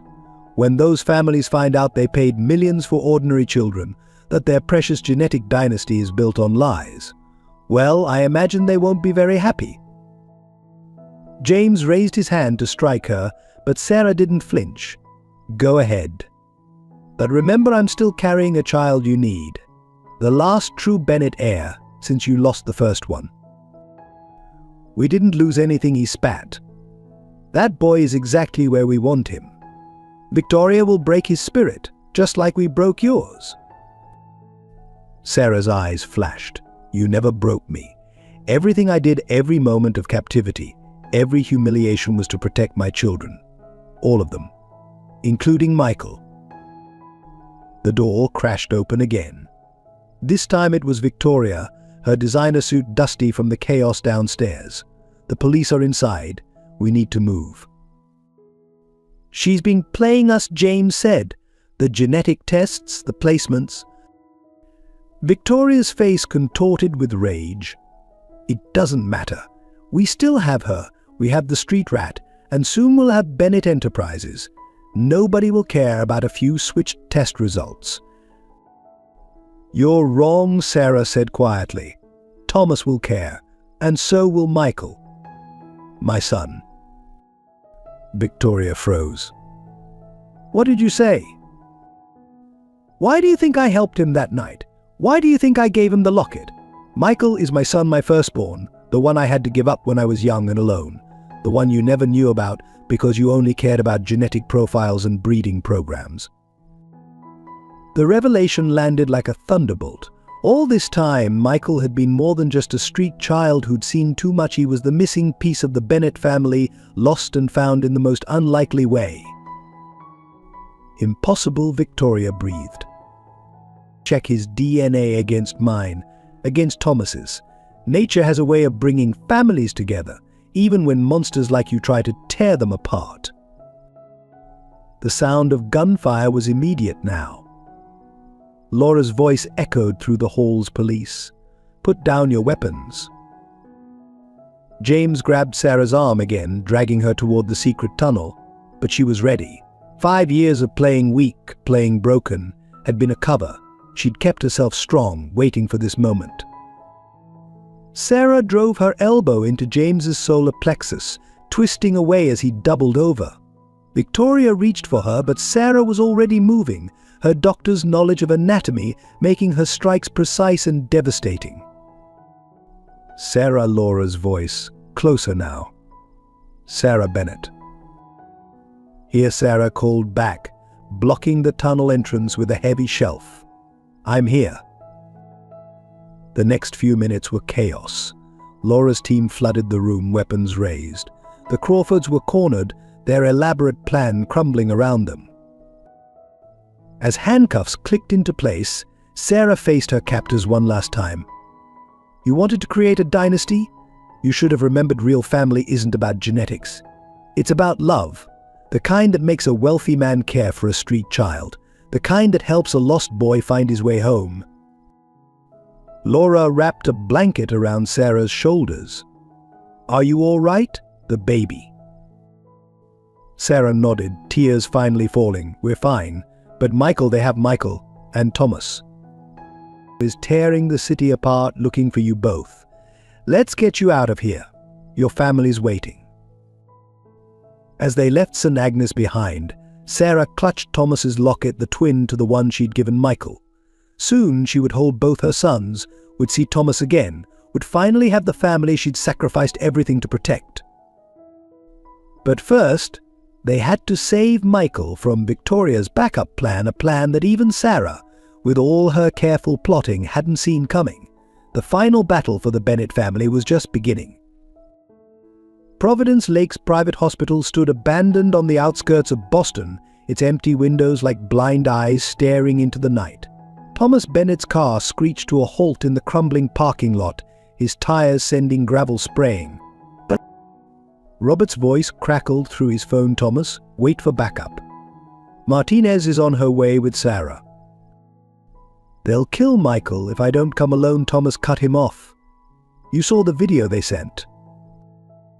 The video had arrived minutes after Sarah's rescue from St. Agnes. Michael, conscious but drugged. Victoria Crawford holding a scalpel to his throat. The message was clear: Bennett Enterprises for the boy's life. Thomas checked his watch. He had 10 minutes to reach the hospital's 3rd floor with the signed transfer documents, or Victoria would start sending Michael back to him in pieces. The thought made his hand shake as he grabbed the briefcase containing the papers. The hospital's main entrance was unlocked, inviting him into its darkness. Emergency lights cast sickly green shadows through empty corridors. The air smelled of decay and abandoned dreams like the ones that had died here when Sarah discovered the Crawfords' true purpose. Keep climbing, Mr. Bennett, Victoria's voice echoed through hidden speakers. And remember, no police or the boy dies screaming. Thomas gritted his teeth, taking the stairs 2 at a time. His security training had taught him to spot surveillance cameras, and this place was full of them. Victoria was watching his every move. 3rd floor. Maternity ward. The irony wasn't lost on him. This was where it had all started, where Sarah had first uncovered the truth about the Crawfords' breeding program. Last door on the right, Victoria's voice guided him. "And Mr. Bennet? No heroics? You're here to sign over your company and take what's left of your son home." Thomas pushed open the indicated door. The scene inside made his blood freeze. Michael was strapped to an old hospital bed, conscious but groggy. Victoria stood beside him, surgical gloved hands hovering near a tray of gleaming instruments. Right on time, she smiled. "The papers." Thomas held up the briefcase. "Let him go first." "Oh, Thomas, you're not in a position to make demands." Victoria picked up a scalpel. "The papers, now." Dad, Michael's voice was weak but clear. Don't give them anything. I'm not afraid." Thomas's heart swelled with pride, even as fear clawed at his chest. This brave, incredible boy, his son, he now knew, through a miracle of fate and Sarah's long-ago sacrifice, was willing to suffer to protect him. Touching, Victoria sneered. "But futile. The papers, Mr. Bennet, or I start removing fingers." Thomas stepped forward slowly, briefcase extended, but his eyes were on Michael, trying to convey a message. The boy blinked once, understanding. He'd seen that look before, on the streets, the look of someone preparing to fight. "You know what I don't understand," Victoria, Thomas said conversationally, still moving forward. "Why this elaborate scheme? Why not just kill us all?" Victoria's laugh was harsh. "Kill you? No, death is too simple. We needed you broken, controlled. Your company, your resources, all serving our greater purpose. And what better way to control a man than through his family?" "Family," Thomas repeated. "Like the family you tried to steal from Sarah? The children you've been breeding and selling?" "We're creating a better world," Victoria snapped. "Placing the right children with the right families, building a network of influence that will span generations. Your genes, your wealth, they were supposed to be the cornerstone. Instead," Thomas said softly, "you've lost everything. Sarah's free, your files are exposed." And Michael, he smiled. "Michael's not just some street kid I took pity on. He's my son, Sarah's son. The one she had to give up years ago before she met me. The one who found his way home despite everything you did to prevent it." Victoria's composure cracked. The scalpel trembled in her hand. "You're lying." "DNA doesn't lie. Check your own records, the ones Sarah didn't alter. Michael has Bennet blood. All this time you thought you were manipulating us, but Sarah was the one playing the long game." As he spoke, Thomas had continued moving forward, drawing Victoria's attention. She didn't notice Michael working at his restraints, using skills learned on the streets to slip free. "Enough," Victoria raised the scalpel. "Sign the papers, or..." Michael moved faster than anyone would have thought possible in his drugged state. He rolled off the bed, taking the instrument tray with him. The crash startled Victoria, giving Thomas the opening he needed. He lunged, catching her wrist as she slashed with the scalpel. They grappled, years of rage and pain behind every move. Victoria fought with the desperate strength of someone seeing their life's work crumble, but Thomas had something stronger driving him: love for his family, finally whole after so many years. The scalpel clattered to the floor. Victoria reached for something in her pocket, a syringe, but Michael was there, sweeping her legs out from under her with a street fighter's precision. She went down hard as police sirens filled the air. Laura's voice boomed through a megaphone outside Victoria Crawford. "The building is surrounded. Surrender now." Victoria began to laugh, a broken sound. "You think this is over? Our network runs deeper than you can imagine. The children we've placed, the families we control, are all being contacted as we speak." Sarah's voice came from the doorway. She stood there, beautiful despite her ordeal, one hand protectively over her pregnant belly. "Every family, every child. The truth about their origins, about your lies. It's over, Victoria." Thomas helped Michael to his feet, holding him close as Sarah rushed to embrace them both. Their family, fractured and scattered for so long, was finally reunited. Victoria watched them with hatred burning in her eyes. "You'll never prove anything. We destroyed all the records." Sarah smiled. "I wasn't trying to prove what you did. I was making sure you couldn't do it anymore. The families you deceived will do that job for us." As Laura's team flooded the room, taking Victoria into custody, Thomas held his wife and son, marveling at the threads of fate that had brought them together. Michael, drowsy but determined, reached for Sarah's hand. "I knew," he mumbled. "Somehow, when you helped me on the streets, I knew you were special. Like family." Sarah kissed his forehead, tears falling. "You were always loved, always meant to find your way back to us. Both of you," she added, looking at Thomas. "My boys." Together, they walked out of Providence Lakes Hospital, leaving behind the darkness of the past and stepping into the light of a future they would shape together. The room they kept Michael in was clinically white, sterile, and utterly terrifying. Through the haze of drugs they kept pumping into his system, he tried to maintain his grip on reality, falling back on survival skills learned from the streets. Observe, remember, wait for an opening. Victoria Crawford visited daily, her designer heels clicking on the tile floor like a death knell. She'd sit beside his bed, speaking in that honey-poisoned voice about his new purpose in their grand plan. "You're special, Michael," she would say, adjusting his IV drip with manicured hands. A street rat who captured Thomas Bennett's heart. The perfect leverage. But you could be so much more if you cooperate. The drugs made it hard to think, hard to resist. They showed him videos of Thomas signing papers, of Sarah being held at St. Agnes, carefully edited to break his spirit.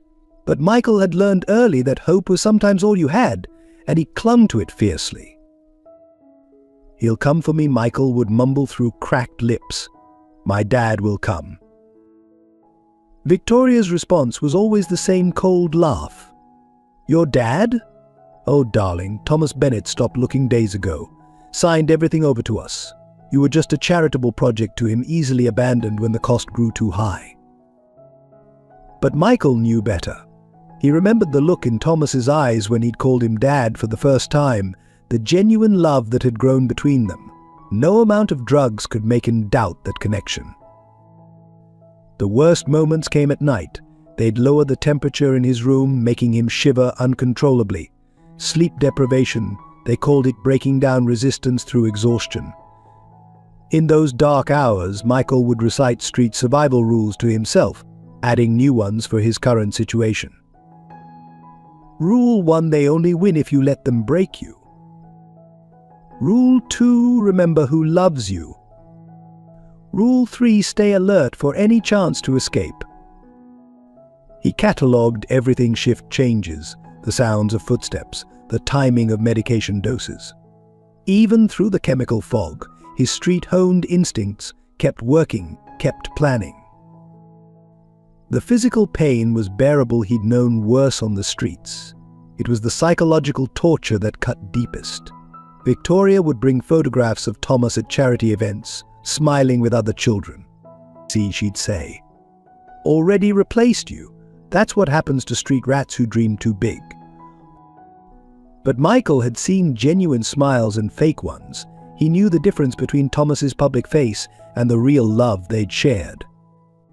He held on to memories of their day together: the roller coaster, the Ferris wheel, the moment Thomas had wiped ice cream from his chin with such natural fatherly care. One night, during a particularly brutal session of questioning about Sarah's activities, Michael started laughing. The sound startled his interrogators. "What's so funny?" Victoria demanded. "You don't understand family at all," Michael managed through split lips.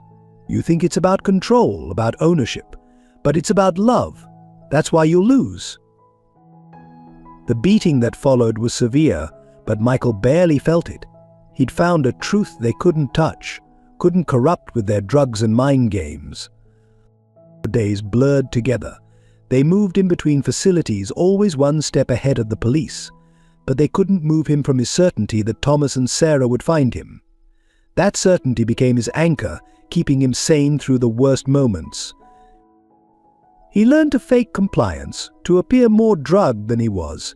He learned to read the shifting alliances among his captors, Victoria's growing instability, James's wavering conviction.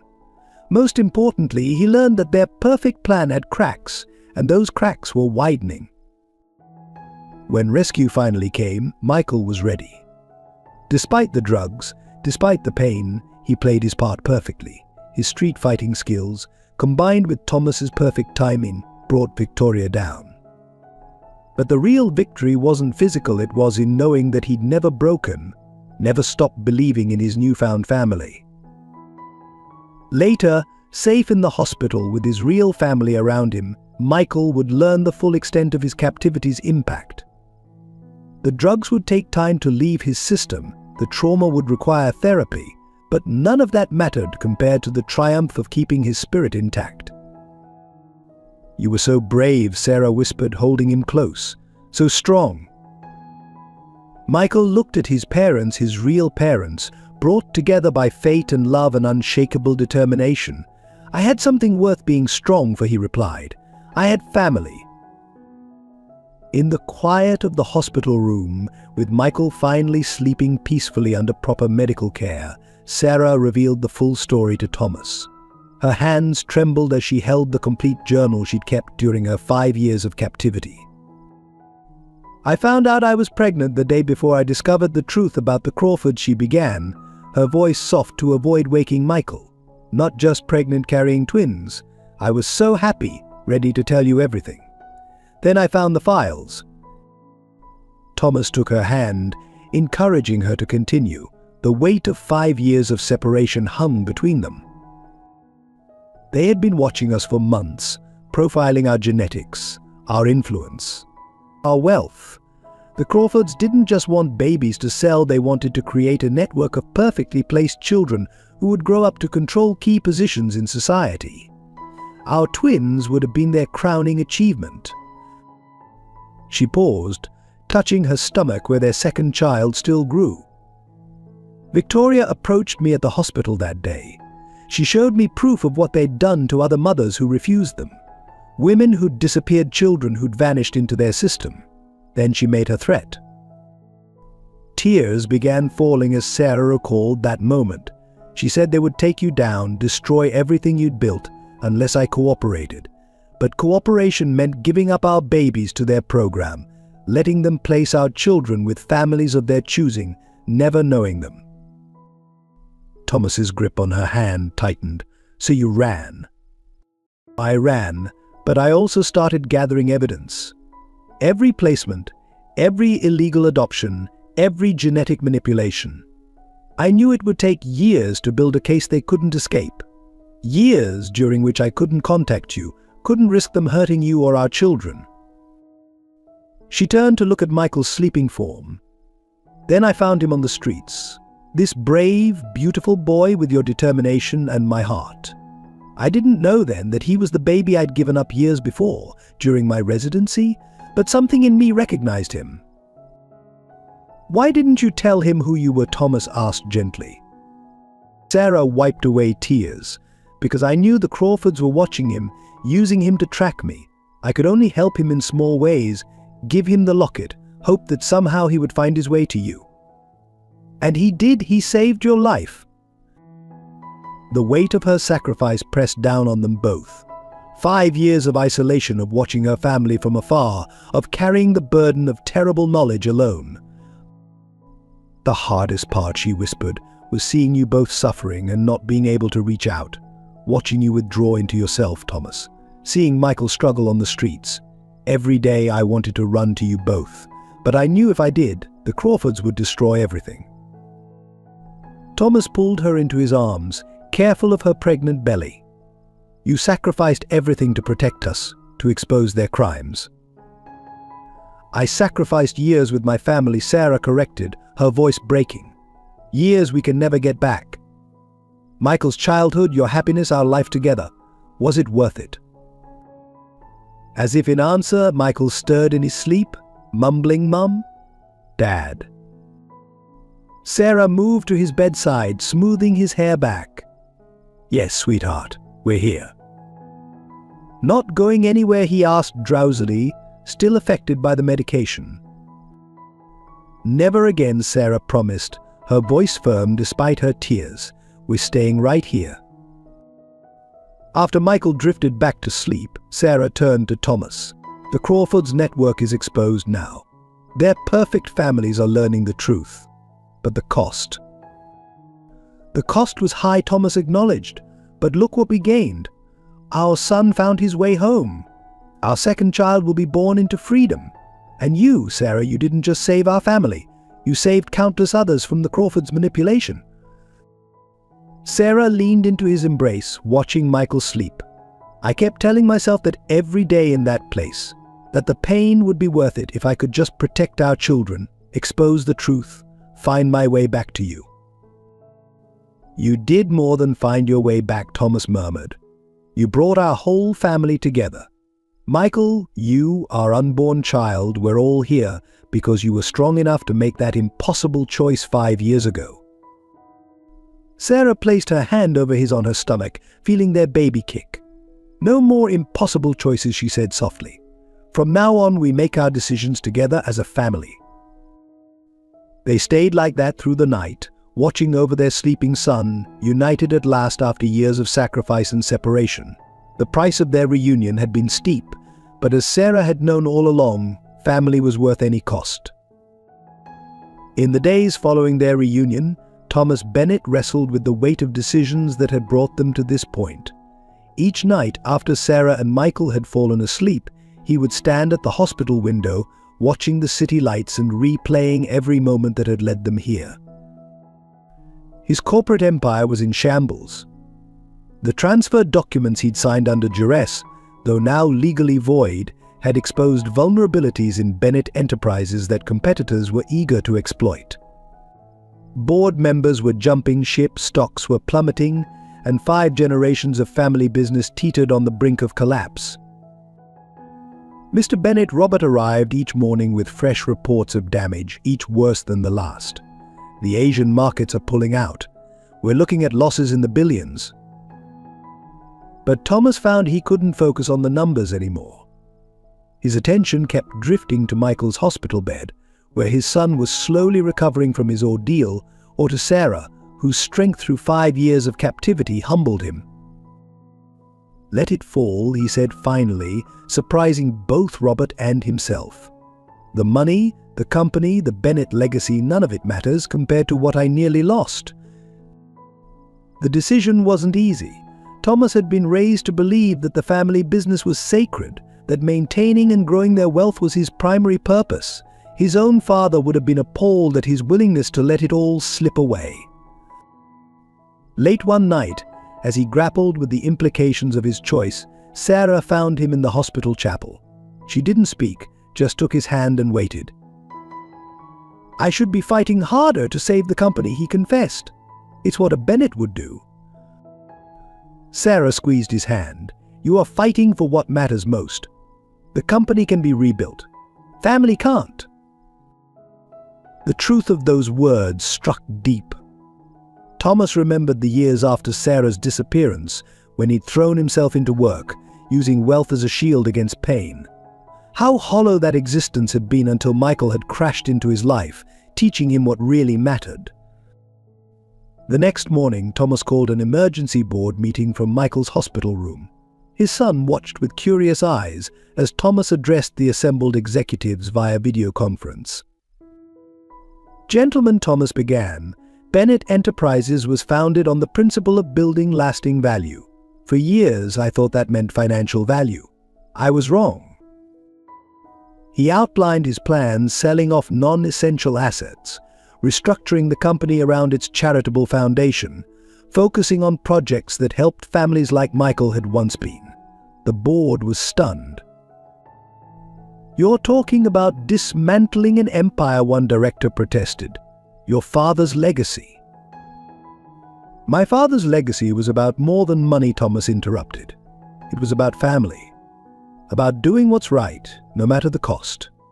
I'm honoring that legacy by choosing my family over fortune. The resignation letters started arriving within hours. Stock prices fell further. But Thomas felt lighter than he had in years. That evening, Michael approached his bed hesitantly. "Dad, are you really giving up everything because of us?" Thomas pulled his son close. "No, Michael. I'm not giving up anything. I'm gaining everything that matters." Sarah joined them, her hand resting on her pregnant belly. "We'll start over," she said softly. "Together." The choice became clearer with each passing day. As Michael grew stronger, as Sarah's pregnancy progressed normally, as their family bonds deepened, Thomas realized that his sacrifice wasn't really a sacrifice at all. The final test came when Victoria Crawford's lawyers offered a deal: retract the accusations, reinstate the company transfers, and they would ensure the Bennett name remained untarnished. Thomas's response was to release everything, all of Sarah's evidence, all the proof of the Crawfords' crimes, regardless of the collateral damage to Bennett Enterprises' reputation. "You're choosing destruction," Victoria spat during her final court appearance.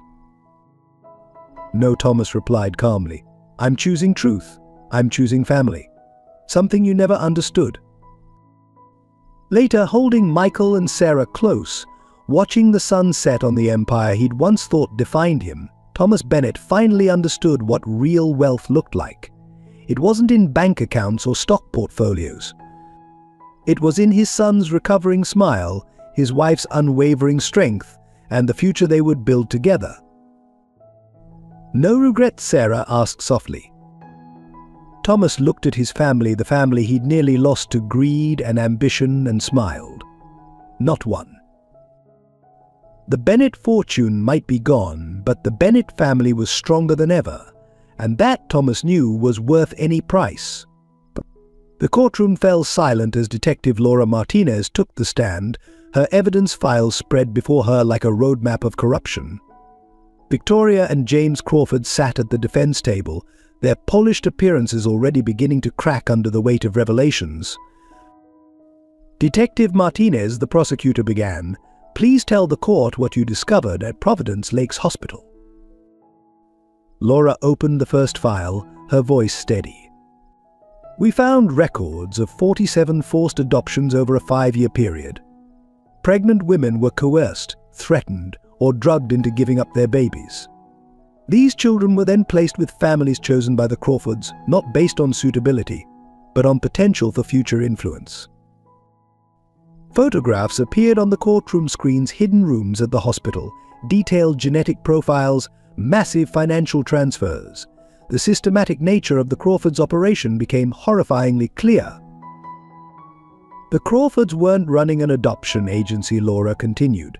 "They were creating a network of controlled assets. Each child was placed strategically with judges, politicians, business leaders to be groomed for positions of power." Victoria Crawford's mask of composure cracked slightly as Laura revealed the next piece of evidence: a recorded conversation between Victoria and a pregnant Sarah Bennett 5 years ago. Sarah's voice filled the courtroom. "You can't do this. These are children, not pawns." Victoria's response was chilling. "Their investments, Dr. Bennett. Your twins, with their perfect genetic profile and their father's connections, will be our masterpiece." The jury visibly recoiled. James Crawford began writing furiously on a legal pad, likely planning some damage control strategy, but Victoria sat eerily still, a strange smile playing at her lips. Laura continued methodically through the evidence: offshore accounts, hiding millions in adoption fees, medical records showing forced medications, surveillance reports on families who had been targeted. "And what about Michael Bennett?" the prosecutor asked. "Michael was an unexpected variable," Laura explained. "The Crawfords didn't know his true identity when they began watching him. They saw him only as a street child who might lead them to Sarah. When he saved Thomas Bennett's life, they realized they could use him as leverage." Victoria's strange smile widened. Leverage, she interrupted, ignoring her lawyer's attempt to silence her. We gave that street rat a purpose. Just like we gave all those unwanted children better lives than they deserved. The judge gavelled for order, but Victoria was beyond caring about courtroom protocol.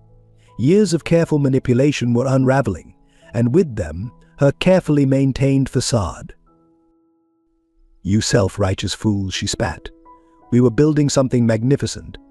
A generation of perfect children, placed perfectly, guided by our vision. We were creating the future.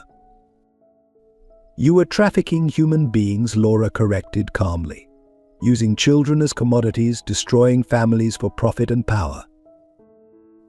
The evidence continued to mount. Sarah's detailed records of her captivity, medical files showing the true parentage of supposedly perfect genetic matches, financial trails leading to bribed officials and threatened families. But it was the final piece of evidence that sealed the Crawfords' fate. Laura produced a series of letters, written by the children themselves, now teenagers, describing their experiences in the Crawfords program. Stories of psychological manipulation, forced separation from birth parents, constant pressure to fulfill the roles they'd been placed in.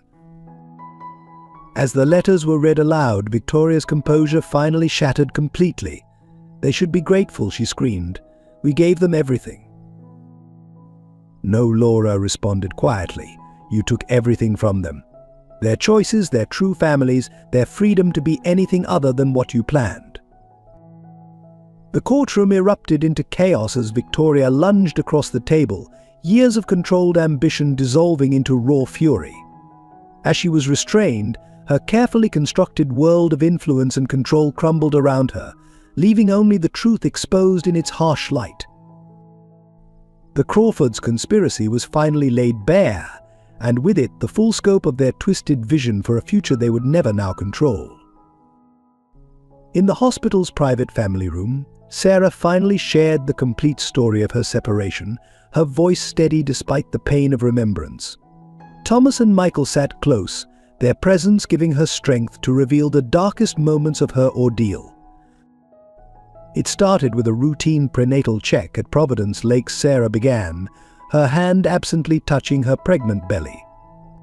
I noticed discrepancies in some patient files, mothers who disappeared, babies with suspicious adoption records. When I started asking questions, Victoria Crawford invited me to her office.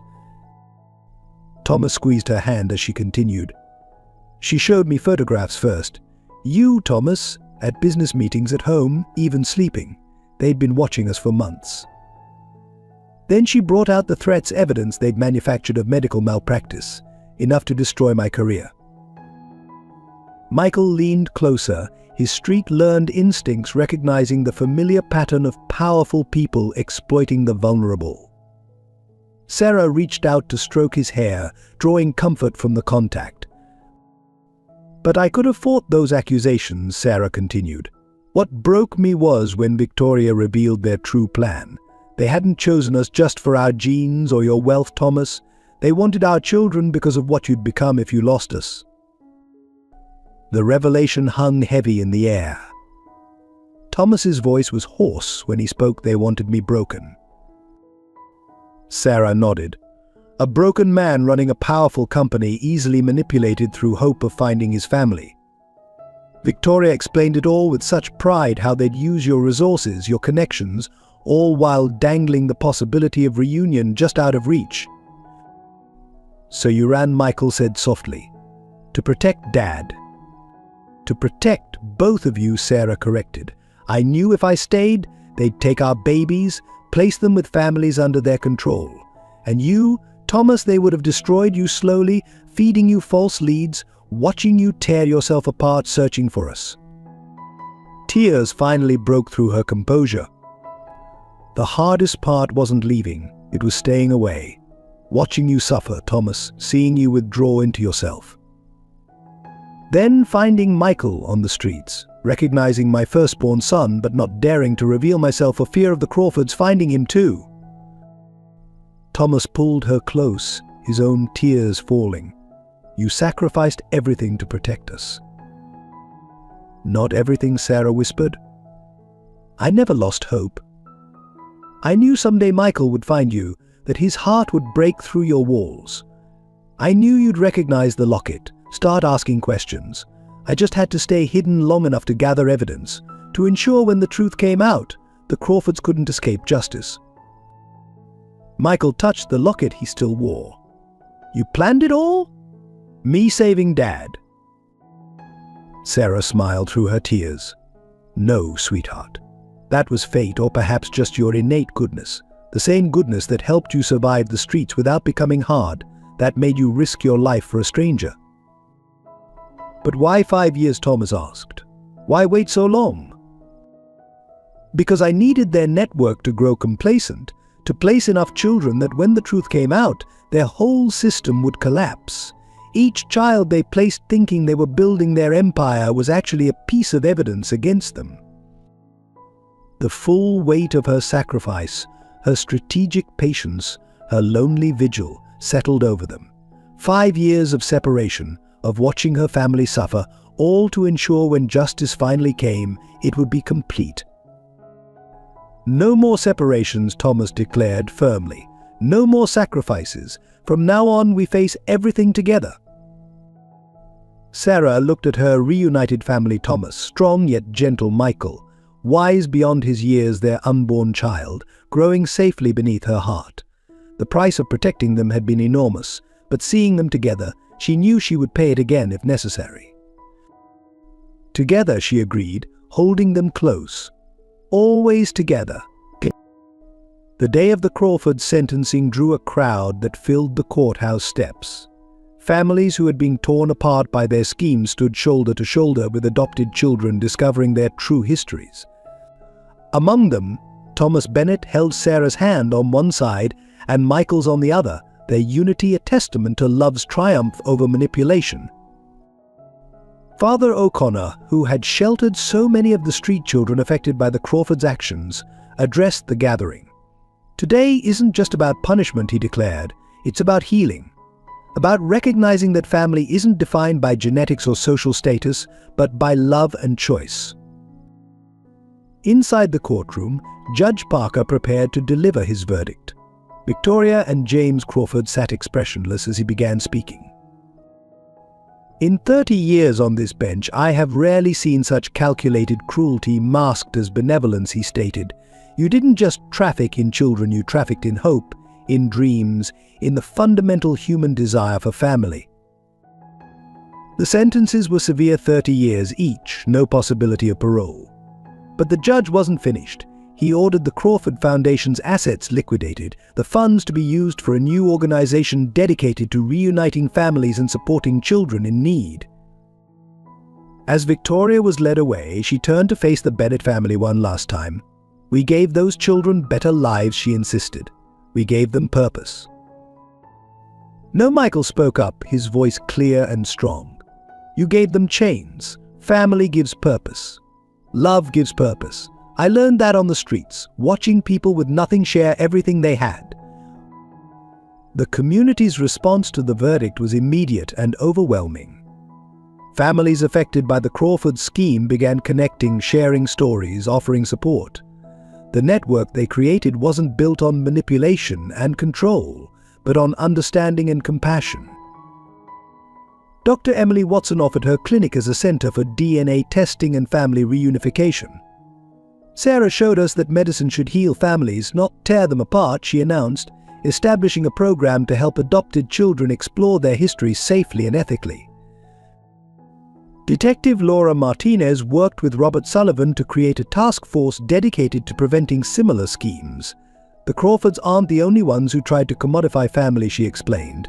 But thanks to the Bennett's courage, we now know how to spot and stop these operations. Their support extended beyond institutions. Mrs. Chen, who had helped Michael survive on the streets, opened her store as a safe haven for homeless youth. Family isn't always blood, she said simply. Sometimes it's a sandwich shared with a hungry child. Thomas used what remained of his resources to establish the Bennett Family Foundation, dedicated to supporting street children and reuniting separated families. The organization's first project was renovating the old Providence Lakes Hospital into a community center. This place once represented the worst of human nature, Thomas declared at the opening ceremony. Now it will showcase the best our capacity to heal, to help, to create real families based on love rather than agenda. The community's embrace of this mission proved that the Crawfords' fall had created space for something far more powerful to rise. Where they had built walls, bridges now formed. Where they had sowed fear and isolation, connection and support now flourished. But Sarah, now in her final month of pregnancy, watched these changes with quiet satisfaction. This is what real influence looks like, she told her family. Not controlling people, but empowering them to help each other. Michael, no longer the scared street child, but a confident young man who knew his place in the world, nodded in agreement. The Crawfords thought family was about power, he said. But it's really about love. And love only grows stronger when you share it. As justice was served, the healing began not just for the Bennett family, but for an entire community learning to redefine what family truly means. The day Sarah went into labor, Boston experienced its first snowfall of the year. Thomas and Michael paced the hospital corridor, while Dr. Emily Watson attended the delivery, their footsteps creating parallel tracks in the pristine hallway. "Do you think the baby will look like Mom?" Michael asked, his voice betraying both excitement and nervousness about meeting his sibling. Thomas smiled, pulling his son close. "If we're lucky. Your mother's strength and beauty would be a wonderful inheritance," he paused, studying Michael's face. "Though I see plenty of her in you too, that same determination, that same capacity for love." The hours passed slowly, marked by occasional updates from nurses and the steady tick of the wall clock. Father O'Connor arrived, bringing coffee and quiet support. Mrs. Chen followed with homemade dumplings, insisting they needed to keep up their strength. Finally, Dr. Watson emerged, beaming. "Would you like to meet your daughter?" They entered the room to find Sarah propped up in bed, cradling a tiny bundle. Her face, though tired, glowed with joy. "Come meet Emily Rose Bennett," she said softly.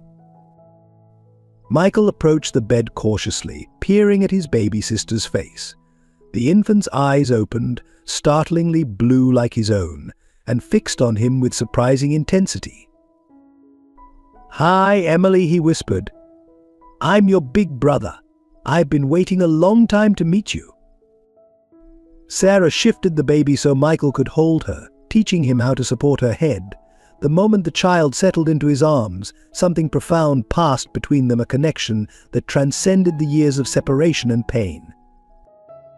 Thomas watched his children together, his heart so full it felt near bursting. This was what the Crawfords had tried to prevent, what Sarah had sacrificed everything to protect, the simple, powerful beauty of family bound by love rather than scheme or strategy. "We're all here now," Sarah said, reaching for Thomas's hand. "All of us together at last." Emily began to fuss, and Michael instinctively started swaying, humming a lullaby he remembered from his own early childhood. The baby quieted, turning toward his voice. "She knows her brother," Thomas observed, his voice thick with emotion. "Of course she does," Sarah replied. Love recognizes love. As snow continued falling outside the hospital windows, the Bennett family savored their first moments truly complete. The room filled with quiet joy, healing the last wounds of their long separation. Dr. Watson, watching from the doorway, smiled at the scene. "This is what family should be," she murmured to herself, thinking of all the other families still healing from the Crawford schemes. But looking at the Bennett Thomas's proud stance, Sarah's radiant happiness, Michael's gentle care of his sister, she knew they had created something more than just a happy ending. They had forged a template for healing, showing how love could triumph over manipulation, how family could be stronger for having been tested. Emily Rose Bennett, born into freedom rather than scheme, would grow up surrounded by that love, protected by a brother who had once lived on streets, guided by parents who had overcome impossible odds to be together. The snow kept falling, blanketing the city in white, offering a clean start for a family finally joyfully whole. 5 years after Emily's birth, Michael Bennett stood at the podium of Boston University's medical school graduation ceremony, his valedictorian speech cards trembling slightly in his hands. In the audience, Thomas and Sarah beamed with pride, while 5-year-old Emily bounced excitedly on her father's lap. "When I lived on the streets," Michael began, his voice steady despite his nerves, "I used to sneak into the public library to read medical textbooks. The librarians thought I was crazy, this dirty kid poring over anatomy charts. But I had a dream." He paused, looking at his family. "What I didn't have was hope of achieving that dream, until 2 people showed me that love can transform lives. My father, Thomas Bennett, taught me that true wealth isn't measured in dollars but in the lives we touch.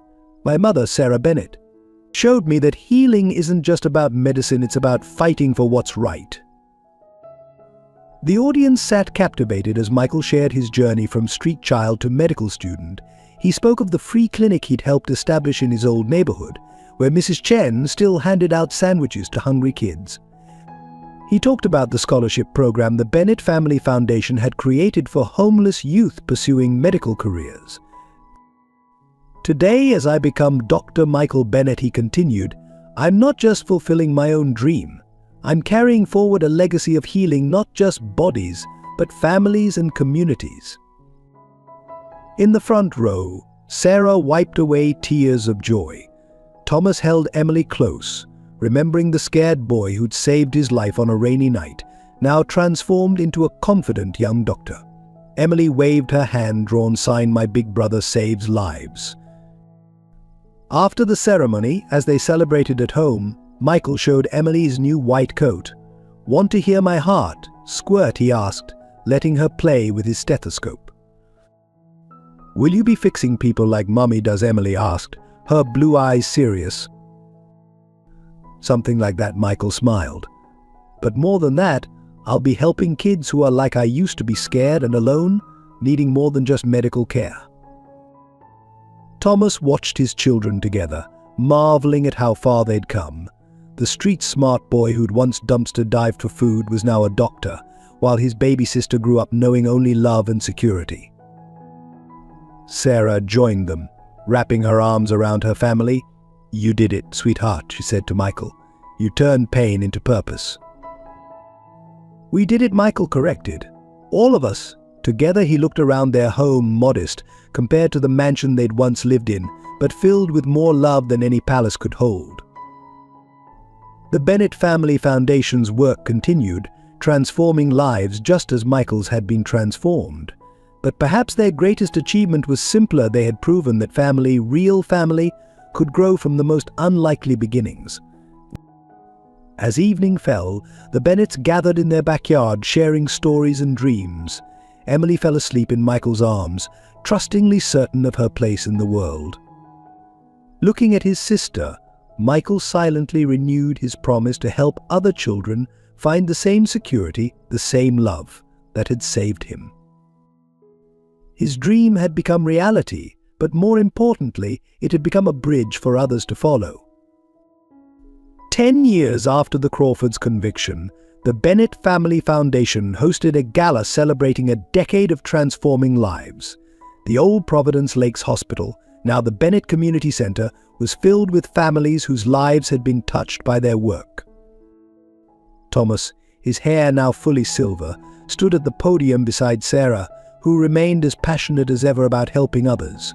A decade ago, he began, we learned that true wealth isn't measured in bank accounts or business empires. It's measured in the lives we touch, the families we help build. Dr. Michael Bennett, now the center's medical director, sat with his wife Claire, a former street child herself who'd become a child psychologist. Their 2-year-old son Thomas Jr. played quietly with his Aunt Emily, now a thoughtful teenager who volunteered at the center's youth program. Around the room, success stories abounded. Former street children who'd become teachers, doctors, lawyers, all giving back to the community that had helped them. Families reunited through the Foundation's DNA program shared tables with adoptive families who'd learned to embrace both biological and chosen connections. Mrs. Chen's daughter now ran a chain of food banks across the city, while Father O'Connor's youth shelter network had expanded nationwide. Detective Martinez, though retired, still consulted on family reunification cases, working alongside Robert Sullivan's legal advocacy team. The Crawfords thought they could control the future through manipulation and fear. Sarah addressed the gathering. But they never understood that real influence comes from love, from giving people the freedom to choose their own paths while supporting them along the way. Michael stood to share his own perspective. I was a street kid who dared to dream of becoming a doctor. My parents showed me that dreams can come true not just through hard work, but through the power of unconditional love. That's the message we share with every child who comes through these doors. Emily, now following in her mother's footsteps with plans for medical school, added her voice. Our family's story taught me that biology is just the beginning. Real family is built through choice, through love, through standing together when the world turns dark. As the evening drew to a close, Thomas looked around at what they had built from the ashes of their own tragedy. The Bennett fortune was long gone, but something far more valuable had taken its place: a legacy of healing, of hope, of families forged through love rather than obligation. Sarah squeezed his hand, both of them watching Michael treat a young street child's scraped knee while Emily read stories to a group of shelter kids. Their own journey had come full circle, transforming personal pain into community healing. "We did it," Sarah whispered. "We turned their scheme for control into a force for good." Thomas pulled her close, remembering the desperate man he'd been before a brave street child saved his life. "No," he corrected gently. "Love did it. Love always finds a way." Around them, the Bennett Community Center hummed with activity, hope, and possibility, a living testament to the truth that family isn't about power or control, but about the choice to love without conditions, to stand together against darkness, and to lift others as you climb. The Crawfords had tried to build an empire. The Bennetts had built something far more powerful: a community bound by love, healing, and the unshakable belief that every life has value, every heart has purpose, and every child deserves a family to call their own. Thank you for joining us on this emotional journey of love, sacrifice, and redemption. If this story touched your heart, please share your thoughts and feelings in the comments below. We value your perspective and would love to hear how this narrative resonated with you. Support our team by subscribing to our channel and sharing this video with friends and family who might find inspiration in the Bennett family story. Your likes and engagement help us continue creating meaningful content that celebrates the power of unconditional love and the true meaning of family. Together, let's spread these messages of hope and healing.